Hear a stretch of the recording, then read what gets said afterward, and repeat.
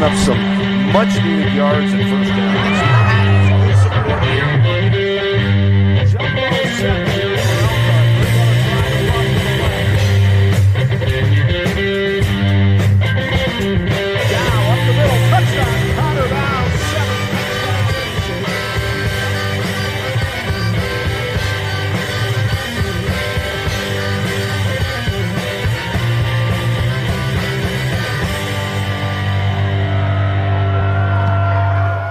It is senior night here at Father Blythe Field. The band members being introduced, and there's been a lot to blow the trumpet about this year at St. Joe.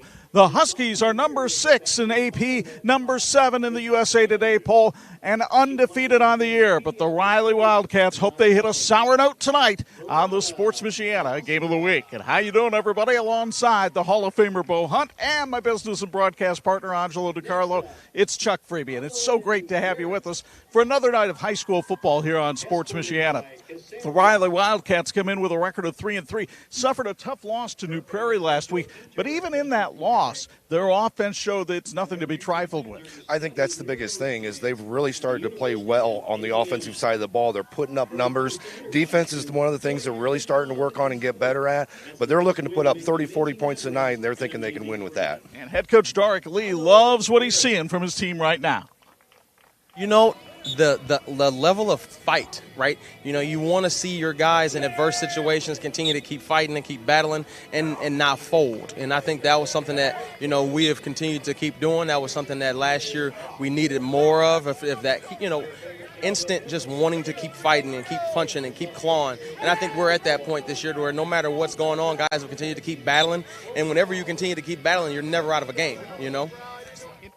St. Joseph is 6-0 on the season. The first time that has happened since their 1995 team, which won the state. Ben Downey was a player on that team. He's the coach on this one, and he has built this one similar to that one in the fact that they really rely on the defense. Well, I just talked about Riley wanting to put up 30, 40 points. St. Joe's only allowed 33 all season. So they really rely on that defense, and they feed off of that defense, and it really portrays into their offensive stats as well. And for Ben Downey, he has built a team that resembles himself. Some ways we have a lot in common. They do play the game the way that I played and the way that I believe that it should be played. And then they have a lot of fun together. So I think those are two really important things that, you know, I want. That's the way I played. That's the way members of our coach played. And that's what we want every single year, but it's easier said than done. Angelo Di Carlo roams the sidelines tonight, and a lot of people make a big deal out of parochial schools playing public schools. Not in South Bend. Everybody knows everybody around here. No question about that. This is a battle for bragging rights in the city. These kids all know each other. Then you add to it the great budding rivalry that has developed between the basketball teams who have been excellent over the last couple of years. And a lot of the players on the teams have either played basketball or they've been the ones in the student sections cheering on at those games. So they want to get a victory here tonight. And then certainly St. Joe is coming off that big win over Elkhart. They've got homecoming and senior night here tonight. So they got everything going their way. And Riley's coming off a tough loss last week. So they can kind of make their season here tonight. So it makes it for a very intriguing matchup here in South Bend. A big football weekend in South Bend. No place better to tee it up than right here at Father Blythe Field. We'll tell you all about it with the Ferret Custom Roll Forming pregame show and the Lilliard Insurance Agency keys to win next on the Sports Michiana Game of the Week. The Sports Michiana High School Game of the Week is brought to you by Tony Letcher Health Markets, Tire Rack, Notre Dame Federal Credit Union, Big C Lumber, Ferret Custom Roll Forming, McInnes Realty, Patrick, Reliance, the Lilliard Insurance Agency, the St. Joseph County Police Department, Babsco, Tom's Car Care Center, and these great sponsors.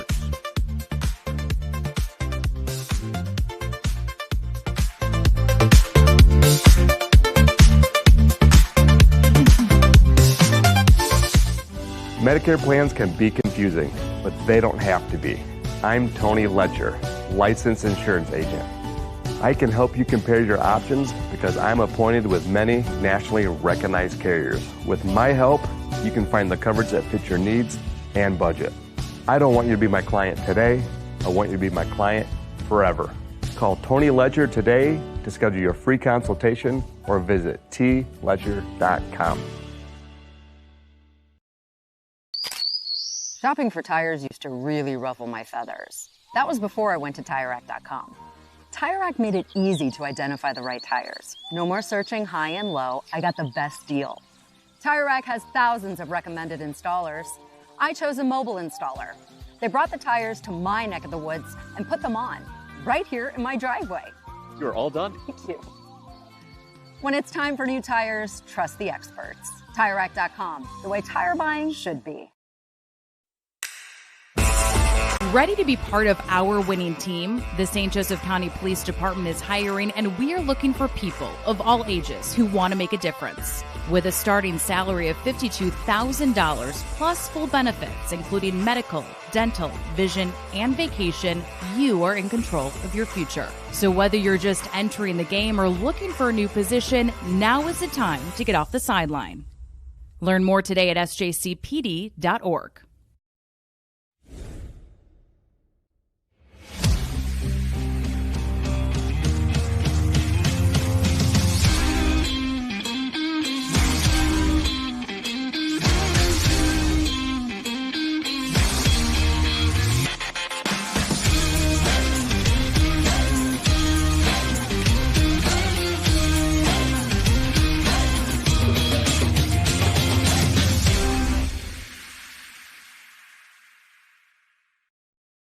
With SurfFiber Internet, you'll catch all the big plays as they happen. The winning goal, the last-second three-pointer, the walk-off home run, the touchdown that changes everything. You'll see them all. No lag, no throttling, no buffering, no missed highlights. Just blazing fast streaming from start to finish. Whatever sport you love to watch, Surf keeps you connected.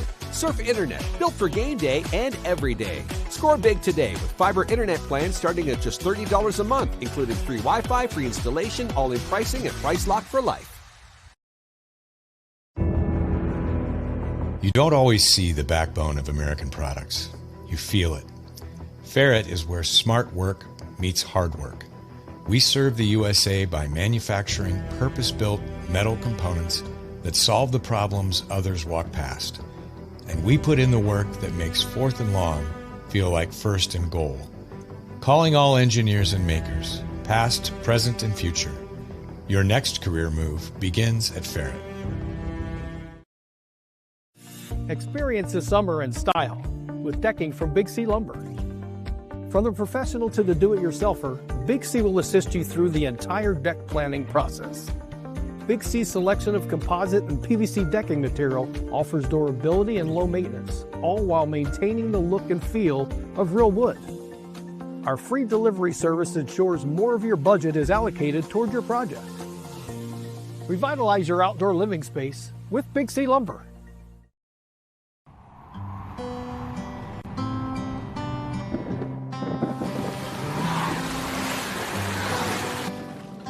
Your car carries precious cargo. It needs to be dependable, rain or shine. Let Tom's Car Care Center in South Bend help take the stress out of your car's maintenance. We'll change your oil in 10 minutes, flush your transmission, replace your wiper blades, and much more. Oil changes include a half-price car wash when needed. Welcome to your extended family, Tom's Car Care Center. Some people see a huddle in the locker room. We see a second classroom. Some see a student athlete on the court. We see a future leader in the community. You see, high school sports in Indiana are special. That's because they're about learning and growing, not just winning and losing. Fans, I'm Commissioner Paul Neidig. Support education-based athletics in Indiana by buying a ticket to your high school's next athletic event. Let's be honest, shopping for window treatments can be a real pain in the glass. Shades, shutters, blinds, drapes, the options are endless. Avoid expensive mistakes and return shipping with online retailers. Call the local team at Quality Window Treatments. Their entirely local process makes choosing the right look for your space easy. They bring the showroom to you during your in-person consultation. And with hands-off local installation, you never make a measurement. Visit QualityWindowTreatment.com to book your free consultation and see your space in a whole new light. And And this edition of the Sports Michiana Game of the Week is being brought to you by Ferret Custom Roll Forming. We form value. Welcome, everybody, to the Ferret Custom Roll Forming pregame show featuring the Lillard Insurance Keys to Win. Time now to look at our key players for tonight's game between Riley and St. Joe. We'll start with the 3-3 Cats, who are led on offense by their transfer quarterback, Trey Fidelli. The young man out of Elkhart last week threw for 318 yards and 2 touchdowns, but he also rushed for 45 yards and a pair of scores.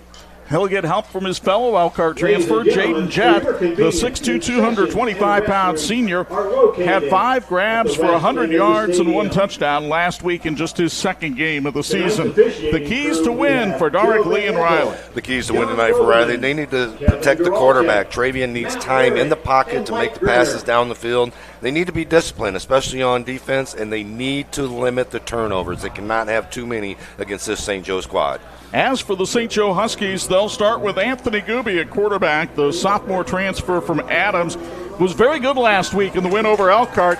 9 out of 13 passing to lead the Husky attack. And then defensively, Mason Kasperzak is the man in the middle, the 200-pound senior middle linebacker with 49 stops on the year to lead the team. They had 13 sacks in the win over Elkhart last week.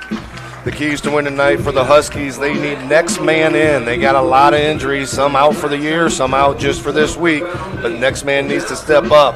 They need to move the chains, pound that football on the ground, get first down after first down, and apply pressure. As you talked about, they need to get some sacks and some quarterback pressures. Your keys to win have been brought to you by the Lillard Insurance Agency. St. Joe taking a knee in the end zone.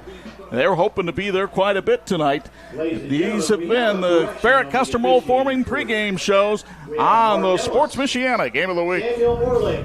Looking to buy or sell a home in the Michiana area? Call McKinnis Realty, Michiana's fastest growing real estate company where service comes first, built on knowledge, care, and community. Through our Homes for Heroes program, we proudly give back to those who serve. Firefighters, law enforcement, EMTs, military, teachers, and healthcare workers, past or present, qualify for hero rewards when they buy or sell with us. Call McKinnis Realty today at 574-271-3440. My name's Elizabeth, and I've been a member of the Notre Dame Credit Union for about 37 years. I had been driving a Prius, and I liked the Prius. But unfortunately, I live on a hill, and when it snows, I had a problem. So I called the credit union, told them I needed a new car. We did everything over the phone and the internet, picked up the car, and it was all done in less than a week. I would recommend the Notre Dame Federal Credit Union without question. This edition of the Sports Michiana Game of the Week being brought to you in part by Notre Dame Federal Credit Union. They're putting people over profits. St. Joe has come back out on the field. Riley just coming out of their locker room at the west end of Father Bly Field. It gives us time to go over some things, including to check on what the teams are wearing. Tonight's check on what the teams are wearing is brought to you by It's Tops in Mishawaka. South Bend Riley, the visiting team, wearing the white jersey, blue pants with the maize helmets. South Bend St. Joe, the home team on the scoreboard, wearing the black jerseys, black pants, black helmets with the blue numbers and trim. That's brought to you by It's Tops in Mishawaka. The series history between these two teams, maybe not as deep as you might think. They have only played 24 previous times. The first meeting happening in 1959. As you see, St. Joseph has dominated the series, including a pair of shutout wins. The most recent one, 35-0 in the sectional last year. The officials, by the way, our factoids tonight are brought to us by our friends at OSMC. They presented the series history, and they'll give you the names of tonight's officials. Thomas Shamai is wearing the white hat. Not exactly how it's spelled. Mark Ellis, Sam Orlich, Mitch Osborne, and Chris Sorrell working with them. As always, we remind you that the Indiana High School Athletic Association is looking for more officials in every sport. In fact, our friend Jimmy Arnett from the St. Joe Valley Officials Association did a class over at Concord today. Tyler Layton, the basketball coach, has an officiating class there. as many schools like Concord and Mishawaka are holding these classes for young people, trying to create excitement about being an official, trying to get more young people their licenses. Yeah, I mean, it's very important. I mean, for events to happen like this every Friday night, basketball games throughout the winter, baseball games, softball games, whatever it is, reach out to our friend Jimmy Arnett. He can help get you in the right direction and get you started in officiating here in the state of Indiana. So get ready to start the first quarter tonight. Marcus Freeman calls it relatable and inspirational. Notre Dame football chaplain, Father Nate Wills, has a new book out called Pray Like a Champion Today. This would make a great birthday or Christmas gift for any football fan in your family. It's an easy read with great behind-the-scenes insight into Notre Dame football. Head to AveMariaPress.com to order today. Yeah, the folks at Ave Maria Press were kind enough to share a copy of that book with me, and I've gone through it. It reads very much like a devotional. I think even if you're not a Notre Dame football fan, there's a lot you can take from that in terms of how people work with one another behind the scenes and with the team. Captains meeting at midfield with the officials, going over some of the rules. A reminder, our opening kickoff tonight will be brought to us by our friends at Babsco. They are mourning the death of one of their employees earlier this week, and so our hearts go out to the folks at Babsco, and we certainly appreciate what they've done for Sports Michiana and willing to give our support in this time of need for that institution. So the toss has been held, and the Riley Wildcats, as Thomas Shimai will tell us, have elected to defer, and St. Joseph will be receiving, staring into the sun down at the east end of Father Bly Field. This place built back in 2012 as the new school was built here. I say new, it's now 13 years old, and Bo, you and I and Bob Nagel had the honor of doing the first game at this field back in 2012 when St. Joseph defeated Elkhart Central. Beautiful field, beautiful campus. They do it right here at St. Joe on the campus, and big shout out to all the administration for all the hospitality that they provide us here. Angelo Di Carlo will be roaming the sidelines tonight. I'd like to go down him for a quick moment after we tell you about the weather. What a gorgeous sunset in South Bend, 81 degrees, the wind out of the west at 4, no chance of rain.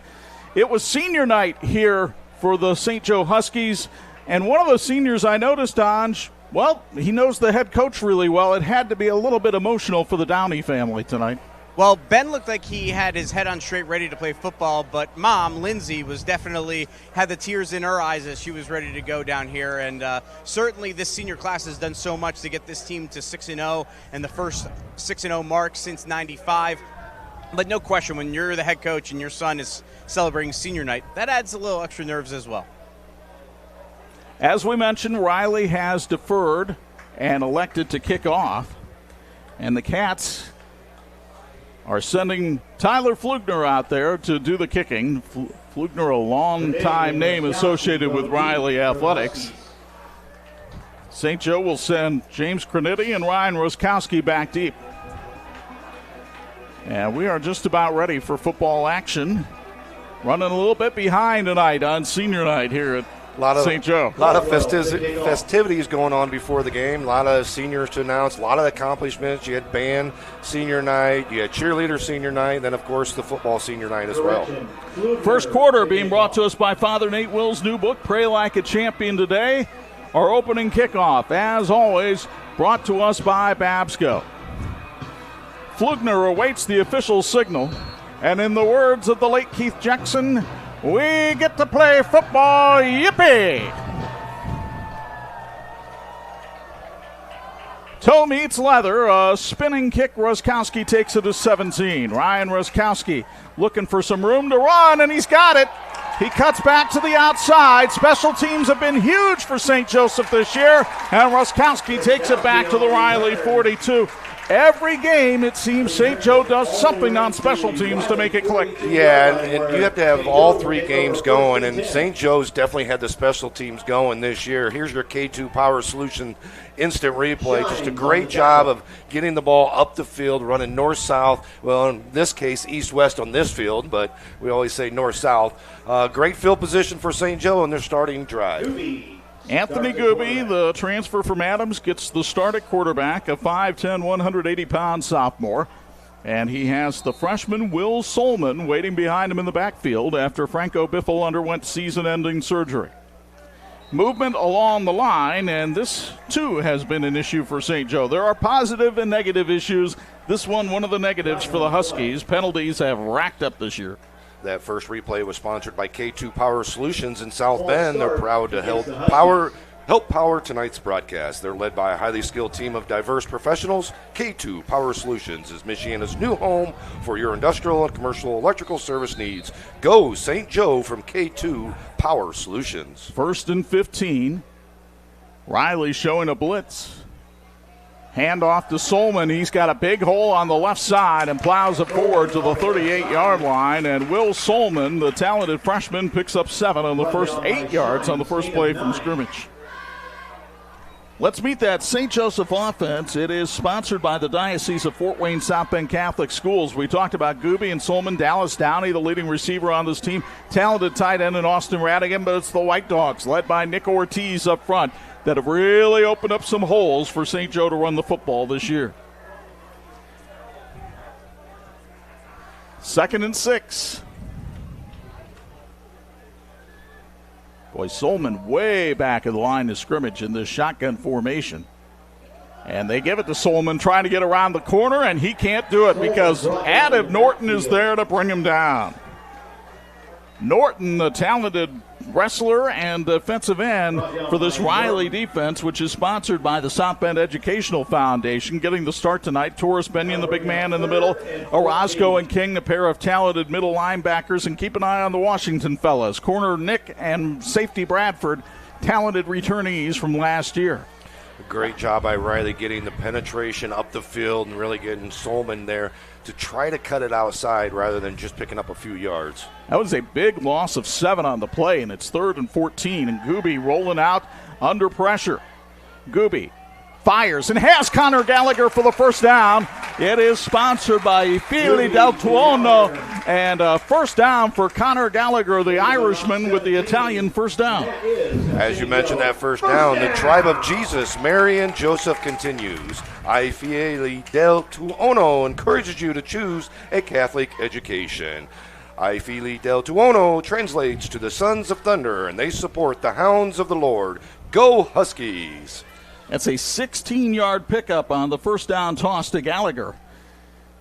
And the transfer from Lansing Catholic moves the chains for St. Joe. It's 1st and 10. Back to Solman, running off the right side. Had a pretty good hole, takes a lick in the back and goes forward for 6. And it'll be 2nd and 4 from there. Will Trinter, the sophomore guard, with a big block that time to help open the hole. That was a big first down, that last play for St. Joe. Really, after the penalty, after the big loss on the second down as well, picking up that first down, moving the chains, extending this clock here in the first quarter on this drive. That was a play Ben Downey's team really worked on in practice on Tuesday, and now we have an official's timeout called. He was pointing at a player. He's got a substitute out. Maybe he's got blood on his knee. Charlie Gruey, who is playing after recovering from a couple of ACL tears, has to go out, and so St. Joe will put Uriah Cross back into the game here. Now Connor Gallagher leaving, and here comes James Cranitti. So a whole new personnel group here on the field for St. Joe caused by the problem for Gruey.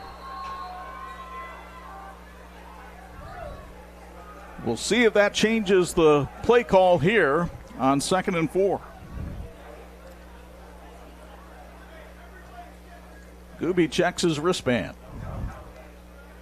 Riley showing blitz. Gooby's going to hang on to it, look to throw under pressure. He gets rid of it, and it's intercepted. Intercepted for Riley by Kenyon Anderson. Now they're saying he dropped it, and it's incomplete. Oh, my goodness. Yeah, it looked like they came in before he got possession coming down to the ground. It looked like the ball got knocked away by the wide receiver, but ill-advised throw in the first place. Anderson comes over, and it's broken up nicely by Austin. Oh, it sure looked like he had the ball right there. So a break for St. Joe. If they had instant replay in high school football, that would probably be Riley ball. At halftime, we'll chat with our Student Athletes of the Week, presented by Tony Letcher. Tony is a lifelong resident of Michiana and a licensed insurance agent with Health Markets. If you need insurance, Tony is your guy. Google Tony Letcher, Health Markets to connect. And now a timeout taken by St. Joe as they need to talk things over. The timeout sponsored by Crimmins Carpet Services. 9:22 to go first quarter. No score at Father Blythe Field between Riley and St. Joe on Sports Michiana. Founded in 2001 by brothers Sam and Levi, Reliance has built a reputation for excellence, providing high-quality home building and renovation services to the Michiana area. From single-room renovations like kitchens and bathrooms to building your dream home from the ground up, everything benefits from their decades of experience. From concept to completion, Reliance makes even the largest projects simple and hassle-free. To find out more, visit RelianceDBR.net. Reliance. Design, build, renovate. And this edition of the Sports Michiana Game of the Week is being brought to you by Tire Rack, the way tire buying should be. Chuck Freeby, Hundt Angelo Di Carlo back with you at Father Blythe Field. St. Joseph looking at a 3rd and 4 from the Riley 23. Cats showing blitz, and St. Joe will go to a jumbo package on the left side. Will Solman is running that way with blockers in front, and Solman headed towards the goal line. He's knocked out of bounds at the 9-yard line, and that's a pickup of 14 for the freshman. Another first down for St. Joe, sponsored by E. Fili del Tuono. First and goal for the Huskies. Hey, fall is here, and that means Pumpkin Pie Blizzard is back at Fritz Dairy Queen. Real pumpkin pie pieces, DQ's world-famous soft serve, whipped topping, and a sprinkle of nutmeg. It's like enjoying a slice of pumpkin pie, but with a cool, refreshing twist. Get yours tonight at Frick's Dairy Queen on South Main Street in South Bend. First and goal for St. Joe. Now they'll go jumbo to the right of Solman. And he's running that way with a big hole. Solman headed to the end zone. Touchdown, St. Joseph. Off the right side goes the final. Will Solman with the touchdown, sponsored by JBL Signals and Lighting. And St. Joseph takes advantage of the opening kickoff and the break on the missed call. Yeah, great job of following the blocks, getting upfield, running over one defender, and finding the end zone. Great job by the freshman running back. Ryder Place will come on to try the extra point. The kick sponsored by Trademark Irrigation. He'll do it out of the hold of Sam Shikatano. As you mentioned, that scoring brought to you by JBL Signals and Lighting. They cheer on the Huskies and encourage you to consider joining a union to help power electrical contracting in Indiana. Based in South Bend, JBL is responsible for many of the traffic lights and decorative lighting you see throughout the state. Thank you, JBL Signals and Lighting. 9:09 to go in the first. 7-0 St. Joe on Sports Michiana.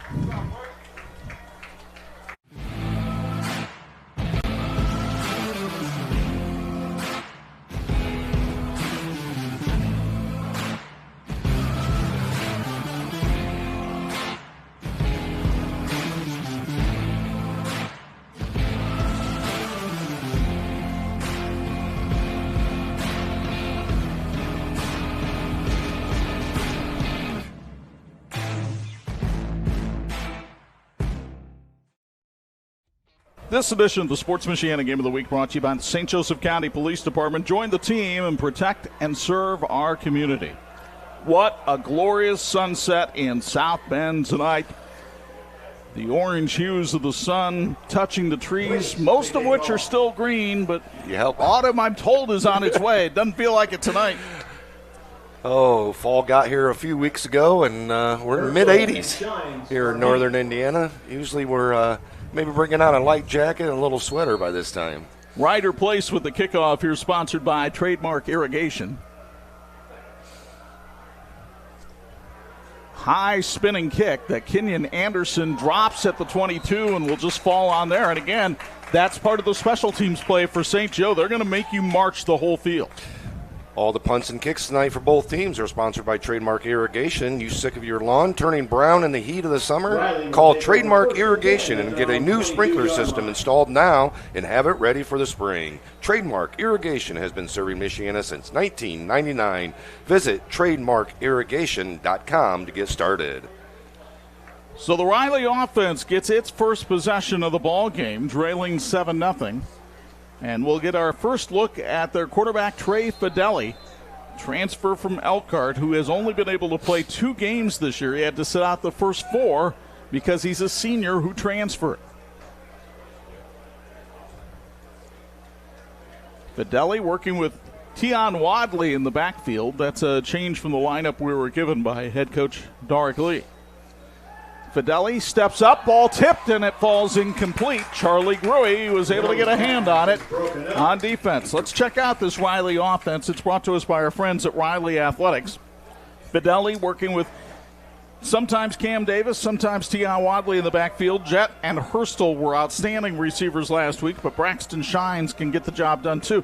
It's a big offensive line, 3 returning starting with Aaron Burton, Jacob Navarrete, and Austin Robbins right there in the middle. Yeah, we talked about this Riley team wanting to put up 30, 40 points a game, but as you know, this St. Joe defense has been stingy all year. 33 points allowed all season. Fideli wants to throw again. Has time. Took a shot, though, as he got rid of it, and it's incomplete. Kobe Addo was right there to knock him down and help him back up. For more than 40 years, Tire Rack has been helping people find the right tires for how, what, and where they drive. They're nationally known and locally run by an outstanding team that believes in supporting the Michiana community. TireRack.com, the way tire buying should be. And here will be the problem for Riley tonight, as they throw the ball quite a bit. But when you throw the ball quite a bit and it's incomplete passes, that doesn't take any time off the clock, and it could give St. Joe more time to get down the field and score. We'll see what happens here on a big 3rd and 10. You have to think the Huskies, who had 13 sacks last week, will be coming with a vengeance. And we have a whistle and looks like a delay of game against Riley. Let's meet that St. Joe defense quickly if we can. It's sponsored by our friends at Carlton. Alfred Fultz, one of the big men up front. Charlie Gruey had a big week last week, as did Kazmierzak, the leading tackler, and Jackson Troster, a talented linebacker. Secondary going to get tested tonight with those 2 safeties, Graniti and Ruskowski, a pair of veterans. Fideli looking to throw on 3rd down. He wants it all. He throws it out there, and it is a flag coming in for pass interference on St. Joseph. Pass falls incomplete. A well-played, underthrown ball that time, as Araya Cross had the coverage for St. Joseph. He was trying to keep up with Caden Hurstel, who had a step behind him.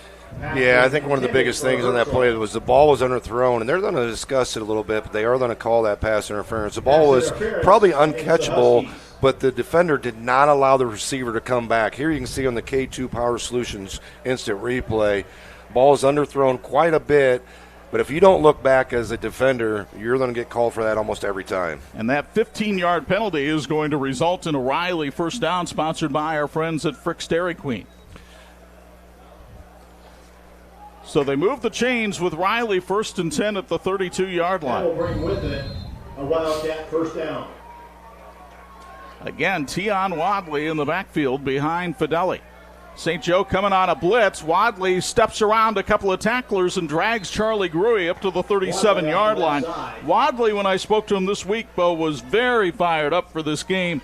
He's good friends with Franco Biffle, who's not playing tonight. He says, I feel the responsibility of representing running backs everywhere. Yeah, I mean, that's one of the things that kind of stick together. Running backs always like to back each other up, always have each other's back, and regardless of what team they're on. I don't know why you say they. Have you been tossed out of the union nobody told me? No, we. Should I say we? But it's been. In that case, I think you can. It's been quite a few years now, but. Fideli throws out in the flat just a little too far. It wasn't that bad a ball for Anthony Sharp, but Sharp would have had to make a nice grab. A big thank you to Mike Kinzicki and his team for supporting tonight's broadcast. Discover the difference with Baird Private Wealth Management, where trusted financial advice means a commitment to community, supporting local organizations because your future and community matters. Discover the Baird difference. Visit BairdDifference.com. Mike Kinzicki all fired up after Northwestern topped UCLA last week. Has UCLA won yet? I don't think so. 3rd and 5. Fideli again. steps up to throw this one and overthrows his man. Excellent coverage by Ryan Broskowski on Braxton Shine. Williams Family Chiropractic Clinic in Granger is a family-focused practice that treats newborns to professional athletes and everyone in between. They offer high-level chiropractic care, digital x-ray diagnostics, and non-surgical spinal decompression. Google Williams Family Chiropractic Clinic to learn more. Tyler Flugner, the punter for Riley. His kick is sponsored by Trademark Irrigation. Dallas Downey is the deep man for St. Joe, standing back at about his 29-yard line. And Downey has been dynamite on punt returns this year, averaging nearly 30 yards a return. Flugner with a line drive kick. Downey from the 32, and he's off to the races. Downey trying to turn a corner, and he's tackled in Riley territory at the 48-yard line. 20-yard return. Special teams yet again. Crossing midfield, getting great field position, starting in Riley territory again for their second drive. It just everything going St. Joe way here early. Unbelievable job by the special teams, the scene there from the K2 Power Solutions replay. So Anthony Gooby, who threw a wonderful third down pass, but also nearly threw an interception on his first possession, comes back out with Will Solman at the running back. Solman tonight 5 carries for 30 yards. Big offensive line getting ready to go to work here for St. Joe.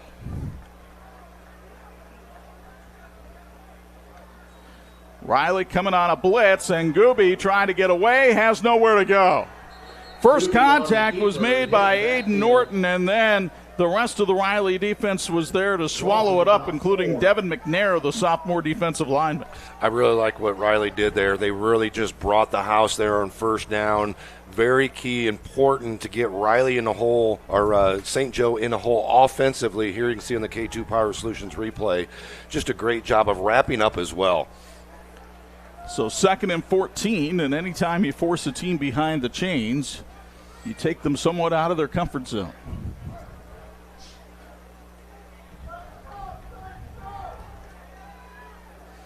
Riley again showing blitz. Here they come. It's picked up, though. Gooby with time throws it out there, and it's incomplete. He was looking for Dallas Downey. Excellent coverage that time by Jameer Jackson, the Riley corner. A little bit of hand checking going on by both receiver and defender there. That's going to be let go in that situation when the defender is behind. A lot of times in that situation, he's going to hold you up, but that's not going to be a pass interference call. Especially as much contact as Downey was initiating himself that time. Yeah. South Bend Schools, strategic, innovative, and driven in shaping future leaders since 1867. Enroll today, thrive tomorrow. Visit sb.school/enrollment. Go Riley. 3rd and 14 with 7 minutes to go, first quarter. Gooby on a little screen pass. Has his man Austin Radigan up to the 42-yard line. That's a pickup of 9 on the play. 4th and 5 from there for St. Joseph, and we'll see how Ben Downey decides to play it here. Yeah, it's kind of in that nowhere, no man's land, and I think the way their defense has been playing all year, and especially tonight, I think it's a go-for-it situation. The tight ends have been Gooby's best friends so far. They have both of the catches for St. Joe. 4th and 5, and let's see what Ben Downey dials up here for his sophomore quarterback. Another good friend, give it to Will Solman. Nice running back. He's met at the 40 and stopped short by the Riley defense. Terrific job by the Cats. Norton was able to come in there and make the hit with help from Kenyon Anderson, and they stop St. Joe on downs. Riley will get the ball at the 40. Here's another look from K2 Power Solutions. Yeah, you want to help your team look great? It's Tops can help. They are the official outfitter for a number of local schools and even Sports Michiana, and they can do a lot more than just clothes. Learn more at itstops.net.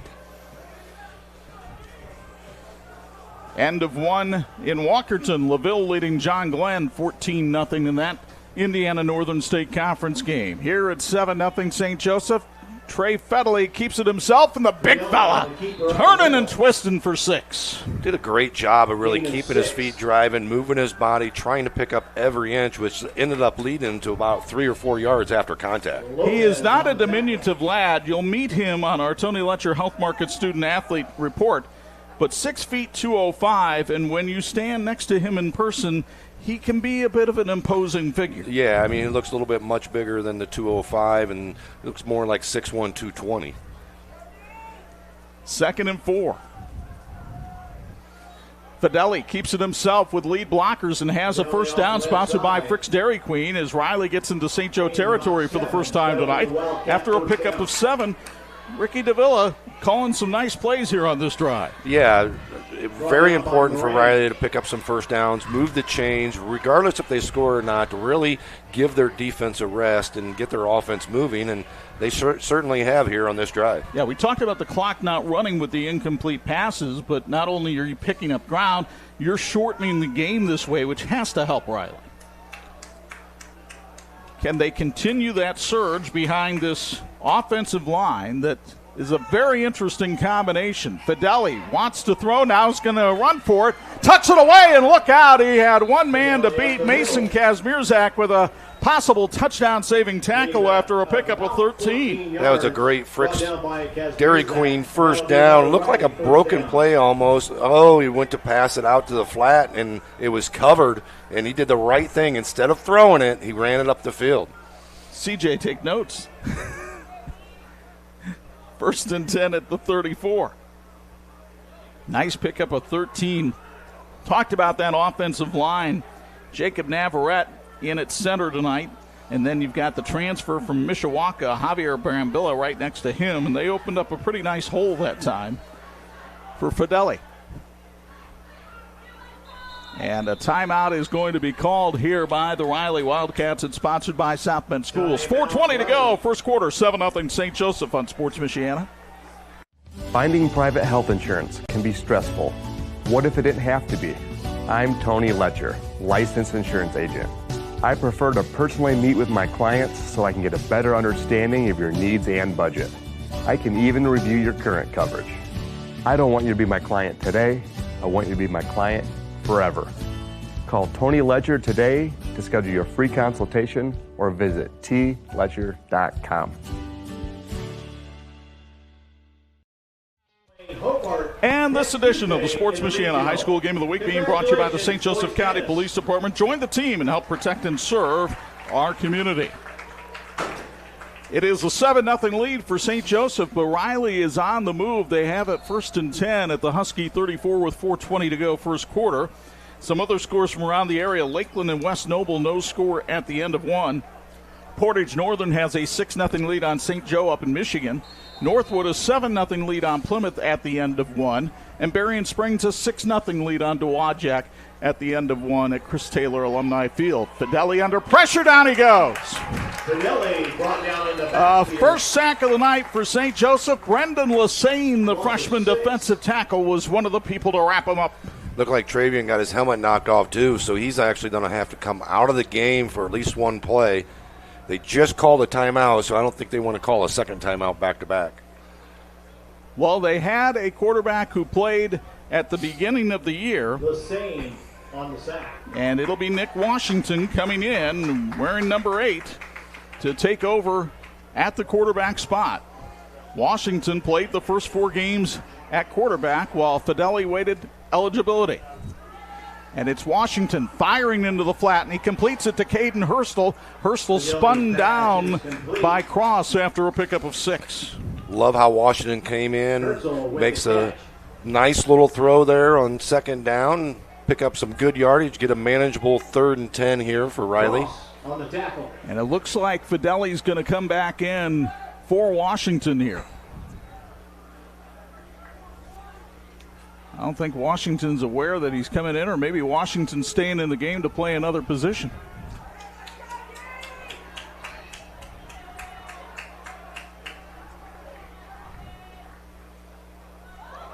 Bad snap. Live.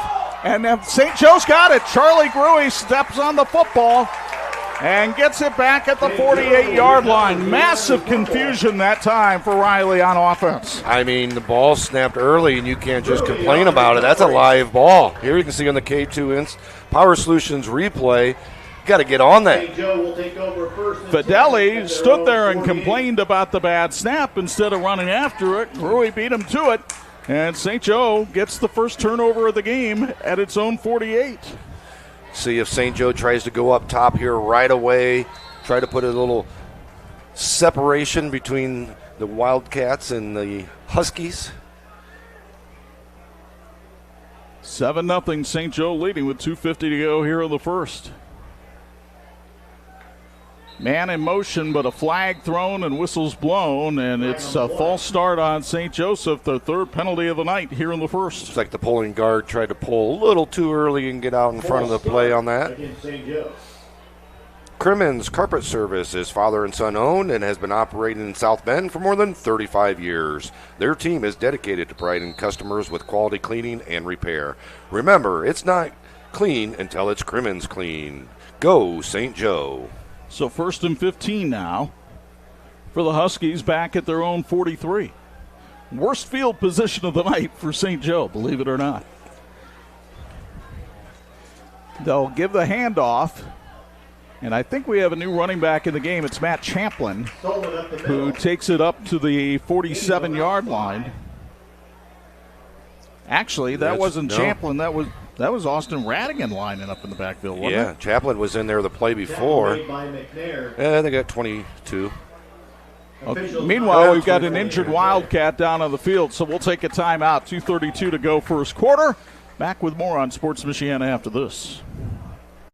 Still wrestling with wire spools? Tap out. Babsco's got this. Meet the Spool Pro. Wire spooling made simple. It handles large reels with ease. Built for durability and convenience because your time matters. Save time and reduce waste with precision. Customizable settings for any job, big or small. Don't wait for innovation. It's already here. Built smarter and stronger with you in mind. Call Babsco to get yours today. Yes, I was just in a bad car accident. I need help. I'm in a call center. How am I supposed to help you? Did you buy this insurance over the interweb? Yes. You think this can wait till after my lunch break? No, your lunch can wait. When this happens, you'll understand why it's important to have a local agent. The Lilliard Insurance Agency is just that agency. We're a local agency and we're here to take care of you. Call the Lilliard Agency today. Shopping for tires used to really rub me the wrong way. That was before I went to TireRack.com. TireRack's tire decision guide made it easy to find the right tires. Talk about secret sauce. You might ask, well, you bought them. Now how are you going to put them on? No problem. TireRack has thousands of recommended installers. I chose one that does mobile installation. A technician brought the tires right to my house. He's installing them now. Almost finished, Herb. Take your time. I'm just marinating. TireRack.com, the way tire buying should be.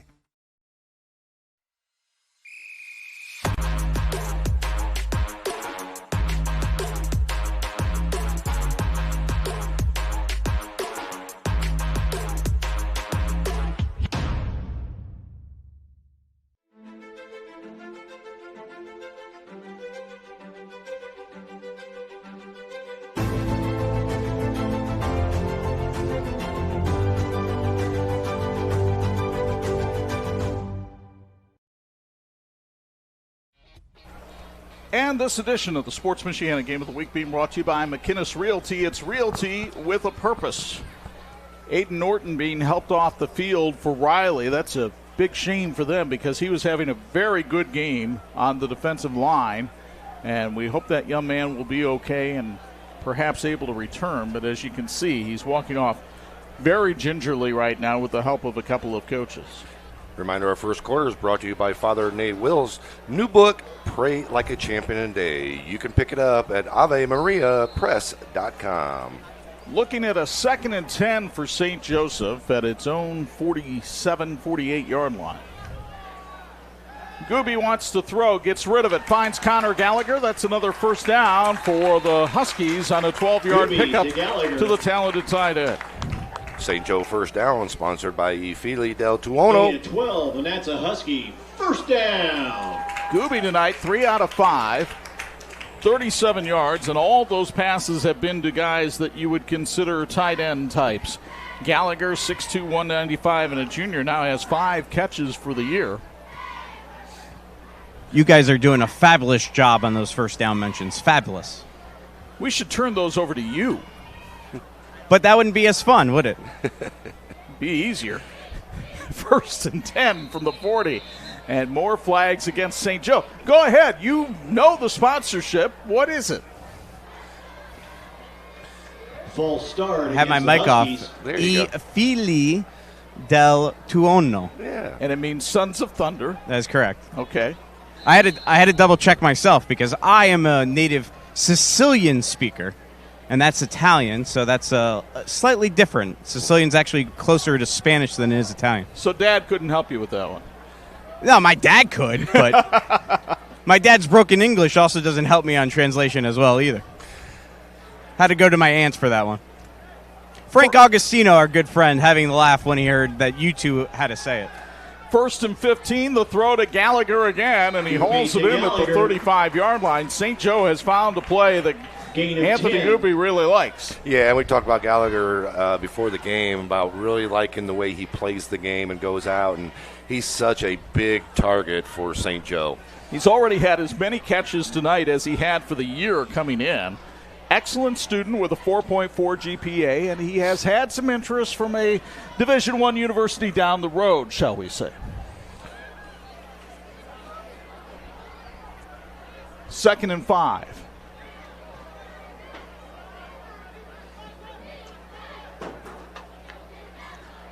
Here's the handoff, and Matt Champlin, the ball carrier, and Riley has been very good against the run tonight. And they make another stop here with Isaiah King, the middle linebacker, coming in, making the stop on Champlin. Yeah, Champlin cut back across where his blockers were. If he would have kept going to the outside. Earlier, Riley was able to get to the corner and get containment. That time they didn't have containment, and he could have went to the outside. Setting up a 3rd and 6 here for St. Joe. We have a difference between the play clock and the game clock, and the play clock will not expire before the game clock, so it looks like Ben Downey is willing to let the first quarter expire here at Father Bly Field on a beautiful night for football in Michiana. St. Joe and Riley meeting for the 25th time, and it was Will Solman, despite the great play of the Riley defense, who helped the Huskies get on the board in the first with this touchdown run. 7-0 St. Joseph after 1 on Sports Michiana. In need of an award? Call Crown Trophy of Mishawaka, the area's premier award provider. They've been serving the area since 2001 with cutting-edge exclusive products, personalized with state-of-the-art laser engraving technology. And Crown Trophy has more than just trophies. They offer corporate, sales, and retirement awards, along with personalized gifts and promotional products. Crown Trophy, nationally known, locally owned, where everyone's a winner. And this edition of the Sports Michiana Game of the Week being brought to you in part by Tony Letcher Health Markets, the right coverage at the right price. We owe you a Patrick Sideline report. Let's go downstairs to Angelo Di Carlo. All right, Chuck. Yeah, right now, I think the difference so far in this game is obviously that non-interception call that occurred. Riley really needed that momentum, right, and it doesn't go their way. And then from there, just the fundamentally sound play that St. Joe's had. You know, I broadcasted this team for 5 years at Redeemer Radio. This is a very fundamentally sound football team. They don't make costly mistakes. They play it the right way, and it's because of that senior group that is leading the way, and we're seeing that so far. Champlin in the backfield now with Gooby. On 3rd and 6, Gooby rolling to his right, throwing it deep for Dallas Downey, and it's incomplete. There was a collision out there between Downey and Jameer Jackson, but no call. Looks like their feet just got tangled up, and that's all it was. This second quarter is brought to you by St. Joe County Police Department. They're hiring. Reach out, sjcpd.org. And before we do the 4th and 6, I've got an apology to make. On the first touchdown for St. Joe, I didn't know it until I saw the replay going to the quarter break, but that was David Waite on the touchdown carry for St. Joe, number 25, not number 20, Will Solman. So my apologies to David and the Waite family. Sean, his dad, was a terrific running back here at St. Joe. I saw him before the game, as a matter of fact. So David Waite, and we'll get that corrected in the halftime highlights. In the meantime, 4th and 6, it's an end around. Charlie Gruey pulled up like he was going to throw, and he gets mowed under. Riley was not fooled whatsoever. Terrific defense by the Cats as Lamont Caldwell comes in for the defensive end spot. and stops Gruey on 4th and 6 for a loss of 1. Another 4th down stop for this Riley defense, really stepping up, keeping this game close within 1 score. Just really good job of understanding where they need to be, not over pursuing and playing their position. 1st and 10 from the 37-yard line for Riley. They survived the turnover near midfield. Riley was moving the ball on its last possession. Let's see what Trey Fideli can do here. High snap, but he's going to try to run to his right, and then flags come in. And we'll see what this is all about, but it doesn't look good for Riley. Yeah, it looks like a holding call in the corner. St. Joe was trying to hold the edge, wasn't able to because the lineman was holding on the corner there. And then move it back 10 yards. Second penalty against Riley tonight for a total of 15 yards. It'll be 1st and 20. Patients trust OSMC because they deliver more than treatment. They provide care that's accessible, high quality, and transparent. Get the care you need when you need it. Visit osmc.com or their Ortho Care walk-in clinic in Granger off of University Drive. Update from Steel Stadium after 1. Mishawaka leading Warsaw 7-0 in that key Northern Lakes Conference game. We'll give you all the scores at halftime on the McKinnis Realty Around the Area High School Football Scoreboard. 1st and 20 for Riley. Fideli in the pocket, steps up and overthrows his man. He was looking for a connection with Anthony Sharp, but threw it behind him. And Fideli is 0 for 5 tonight throwing the football, but you get the feeling part of that is the pressure that St. Joe has been able to apply. Yeah, and that's exactly what St. Joe is wanting to do. Get that pressure, get him uncomfortable. He's had some bad snaps as well. That's really led to some of the pressure. Looking at a 2nd and 20 now for the Riley Wildcats, who come in with a record of 3-3. They won their first 2 games of the season against Hammond Knoll and Fort Wayne. Lost to Penn and Elkhart, beat Washington, then lost a heartbreaker to New Prairie last week. Fideli throws, and this one is hauled in for the catch by Riley at the 41-yard line. Braxton Shines goes up and makes the grab, and the senior with a nifty catch there for a pickup of 16. Yeah, big pickup, make it a big 3rd down and 6 here. Much more manageable for the Cats here. Locally owned Central Automotive in downtown South Bend is your answer for oil changes, brakes, air conditioning repair, general maintenance, and more. Check them out at Lafayette and Colfax. Central Automotive, we're here for all your automotive needs. From the 41, Fideli looks to the sideline to get a new play.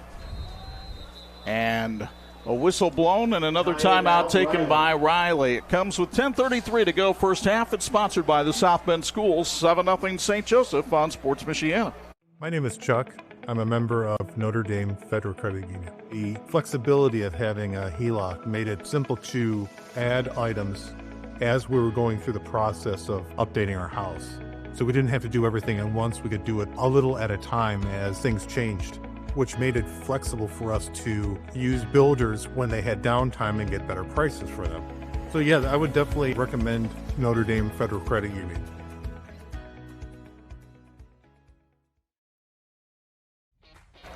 And this edition of the Sports Michiana Game of the Week being brought to you by Tony Letcher and Health Markets. The right coverage at the right price. Happy birthday, Franco.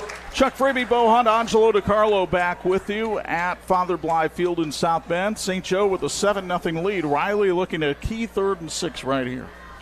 Big 3rd down for this Riley offense. Need to move the chains here. Need to get the ball into St. Joe territory is what they need to do. They were able to do that on their last drive before a fumble thwarted it. Fideli lobs it up. He's got a man open, and the ball dropped. It went right through the hands of Caden Hurstel. Nice pass, getting it up, laying it over the outside shoulder. Just kind of ran away from the ball just a little bit instead of running under it. Here you can see in the K2 Power Solutions instant replay. Great job getting the ball upfield. Had his man. I mean, you got to come down with that ball. So Hurstel, the transfer from Adams, unable to haul that one in. It'll be 4th down in a punting situation for Tyler Flugner. His punt sponsored by Trademark Irrigation. And the kick return game has been dangerous for St. Joseph so far tonight. Better get this off, or they're going to have a delay at game 4-3. They don't have enough men on the field, and they're going to have to take a 5-yard penalty right here. There have been times of a lack of organization in the huddle for Riley. So now with a fresh 40-second play clock, the ball will move back to the 37, and Flugner will have to kick it away. They're still running guys on and off the field. Well, Riley has had some injuries similar to Fort Wayne, and the problem is when you have a diminished roster anyway, it usually takes away people from special teams, and there are probably people out there on the field who aren't necessarily used to being on the field for special teams. They're already down to 7. Flugner's going to have to hurry to get this one off. And they didn't do it. No. It's a second straight delay of game on Riley. St. Joe High School provides an exceptional award-winning Catholic education that prepares students to serve God, the church, and the world. With the recent expansion of school choice, tuition is more affordable than ever. Join the pack and become a Husky by visiting stjoehigh.com. So after 10 yards and penalties, Riley now kicking from its 32. Flugner just does get it off, and it'll check up for Riley and die at the St. Joseph 34. Good job of punting by Flugner there. A 34-yard punt with no return, and St. Joe will take over in its worst field position of the night at its own 34-yard line. The 13-7 Foundation honors former Jimtown football player Deacon Dillenbeck, who died tragically in 2024 at the age of 19. Deacon loved the vocational trades, and the 13-7 Foundation awards scholarships for those looking to enter the trades. Search 13-7 Foundation on Facebook for more information on how you can support. Northridge, looking for its first win of the year, has a 20-7 lead at Wawasee tonight in the second quarter. West Noble leads Lakeland 7-0, the second down in the Northeast Corner Conference. And how about another flag? Okay. Another false start on St. Joe. St. Joe having the false starts tonight. I think that's the fourth one. False start. Riley having the delay of games. Not the combo that either coach will be happy with. 5 penalties for 35 yards for St. Joe, who came into the game averaging 8 penalties a game. I take back my fundamentally sound comment from earlier. I think that would be an apropos take back right now. 3 flags and as many plays. Anthony Gooby hands off. This is Will Solman, the freshman running back, and Solman tried to turn the corner, finally dragged down at the 40-yard line after a pickup of 11. Riley got the pressure up the middle. Solman was able to sidestep to the outside. Here you can see the instant replay of him sidestepping to the outside, getting out there, hitting the seam, getting upfield. Great job of picking up huge yardage on that first down after the big penalty. Uriah Orozco came in and made the stop that time.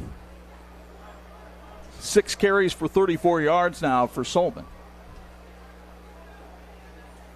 Second down and 3 from the 41. Handoff, right side. Look at that. He ran 7 yards before anybody even touched him.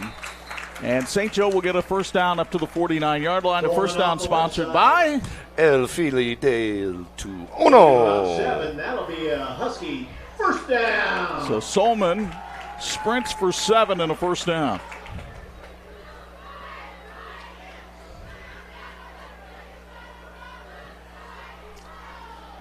St. Joseph looking at 1st and 10 from the 49. You see the situation on the TireRack.com scoreboard at the bottom of your screen. Gooby on play action, floats it out to Austin Radigan, the big tight end who you'll meet at halftime, one of our Tony Letcher Health Market Student Athletes of the Week. Gets his second grab of the night. It's good for 8 yards and a 2nd and 2. Locally owned and going back 4 generations, Place Homes in South Bend has a team of players, architects, and designers ready to work for you on building your dream home. Visit placehomes.net for more information. Place Homes, building homes, not houses. Go St. Joe. Radigan, who has a sister playing women's basketball at Notre Dame, had a brother who was a walk-on at Notre Dame. And, of course, his dad, Brian Radigan, former NFL player. Here's a handoff up the middle and another fine run for St. Joe and a first down to the Riley 31. And that time it was David Waite on the carry. The sophomore who scored the touchdown earlier plows forward for 11 here. A lot of very talented underclassmen running backs for the St. Joe team. Wade, Solman, guys that really understand the running game and understanding getting north-south up the field. Waite was the number 2 running back early in the season. He was injured for the game we did against Marion, so we didn't get a chance to see him then. We were impressed with Champlin and Solman that night, and so far have no reason not to be impressed with David Waite. Gooby drops back. Has time, firing deep over the middle, it's incomplete. He overthrew his intended receiver, Antoine Ross. The Diocese of Fort Wayne South Bend Catholic Schools is proud of St. Joe High School and the opportunities it provides families in developing their children spiritually and academically. The Catholic Schools Office also thanks families for choosing Catholic schools. Enrollment is up across the diocese with more than 14,000 students served. We'll tell you about a history-making moment for the St. Joe football team with one of our OSMC factoids after this 2nd and 10 play. At least that's the plan. David Waite on the carry. Waite trying to make some history of his own. He takes it all the way down to the 10-yard line, and we can wait on the factoid after the 22-yard pickup by Waite. Another first down sponsored by Ai Fili del Tuono for the St. Joe Huskies. There you can see on the K2 Power Solutions replay. Great job of Waite getting up the field north-south, using that speed. Just explosive offense that the St. Joe running backs core has. Bradford Washington finally hauled him down from behind to save the tackle, or save the touchdown, excuse me, and it's 1st and goal from the 10. Waite in the backfield to the left of Anthony Gooby. And Waite takes it right down the middle, and does he get in? No, he is stopped at the 1-yard line. A big thank you to Bruno's Pizza at River Park on Mishawaka Avenue for feeding our crew tonight. They did a great job of bringing out the pizzas. Stop in, you get a takeout, you can get delivery from the Bruno's Pizza at River Park on Mishawaka Avenue. The best pizza in town since 1975. Braxton Shines with a good sure tackle at the 1 to keep him from getting in. Now let's see if Anthony Gooby goes with the quarterback sneak. He'll try. Riley comes in. Did Gooby get into the end zone? No signal from the side judges. Back judge, yep. And the back judge says touchdown, St. Joe. Anthony Gooby powers it in for a JBL Signals and Lighting touchdown. For Gooby, his 2nd rushing touchdown of the year. You see it again on the K2 Power Solutions replay. Yeah, he definitely crossed the line there. You can see great job of Skibby getting that great shot down the line. And now Ryder Place will try the extra point, sponsored by Trademark Irrigation. Sam Shikitano, the holder. The snap, set down, and kick are all good. 6:39 to go in the first half. And St. Joe expands the lead. The Huskies lead at 14-0 on Sports Michiana.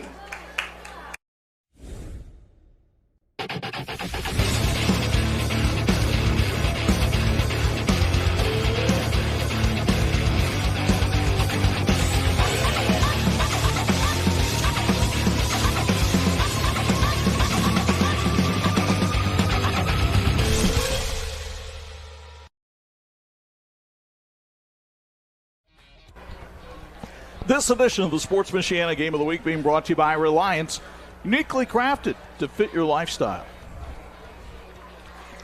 Chuck Freeby, Hundt Angelo Di Carlo on a glorious October night in South Bend, Indiana.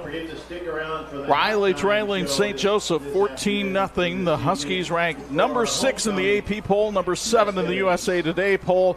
Undefeated at 6-0. We mentioned last week they made a little history, Bo. They became the first team from St. Joe to ever beat a 6A football team when they topped Elkhart. That factoid brought to us by our friends at OSMC. It's a big moment for a school the size of St. Joe. Yeah, I mean, it really is to compete with that, to really, they kind of owned that game from the start last week. High spinning kick by Ryder Place that Kenyon Anderson will field at his 28. Anderson dodges a couple of tackles, and look out! Kenyon Anderson in a foot race. He's coming down the middle of the field and comes all the way down to the 26-yard line. The special teams for Riley now take a chance to shine. Big return for this Riley Wildcat team. Here you can see in the K2 Power Solutions replay, it really was breaking some tackles and just guys throwing their arms out there, trying to arm tackle, not breaking down. Basically, he kind of fell down himself and tackled himself there, but huge field position here for the Riley Wildcats. We've got a flag down on the play. It's back at the 36-yard line of Riley, but I think it's going to be against St. Joe. Flag on the play. And the referee looking over at the Riley sideline, asking Darrick Lee what he wants to do.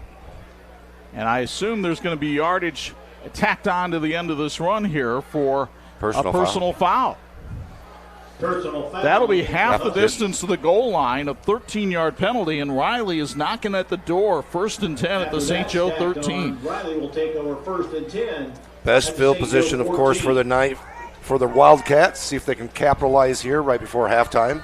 We haven't seen a lot of Tion Wadley tonight, the running back, but we're going to get a little look at him here, and he probably wished we didn't.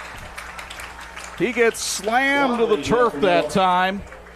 As coming in and making the hit for St. Joe was Alfred Fultz, the 6-foot senior with his 37th tackle of the year, and this one was for a loss of 4. Carlton has been in business in South Bend for more than 50 years and are the country's leading provider of financial calculations software. While they serve clients throughout the country, Carlton believes in giving back here at home, including supporting St. Joe, where 3 generations of Ruskowskis have graduated. Go St. Joe. Great opportunity for the Cats. Can they convert? Little screen pass thrown, but nobody was there that was eligible. Looks like the receiver actually fell down. I didn't see anybody around. He was looking for Cam Davis coming out of the backfield, but Davis never was able to get there because he fell down. It'll be 3rd and 14. Well, the last 2 plays is the exact pressure that St. Joe wanted all game. They wanted pressure on the running game and pressure on their quarterback. They've got it the last 2 plays so far. Fideli is just 1 for 7 throwing the football tonight. He hustles back in with the play, but again, they're late getting in from the sideline. Clock already down under 10. 4-down territory for the Riley Wildcats. One would think. Fideli looking to throw, fires out to the left, had to get rid of it before the receiver could make his break, and it's incomplete. 4th down. And Riley, if they want to get points, could possibly consider a Tyler Flugner field goal, but if you're looking to win the game, you got to get a touchdown here. Christ the King Catholic Church on State Road 933 in South Bend is proud to be a feeder school for St. Joe High School. Father David invites you to Mass on Sundays at 7, 8:45, and 10:30 a.m. or 12:15 p.m. Thank you from Christ the King. Riley could get a 1st down. It is not 1st and goal. It is 4th down and 14. Play clock down to 5. Trips to the right of Fideli.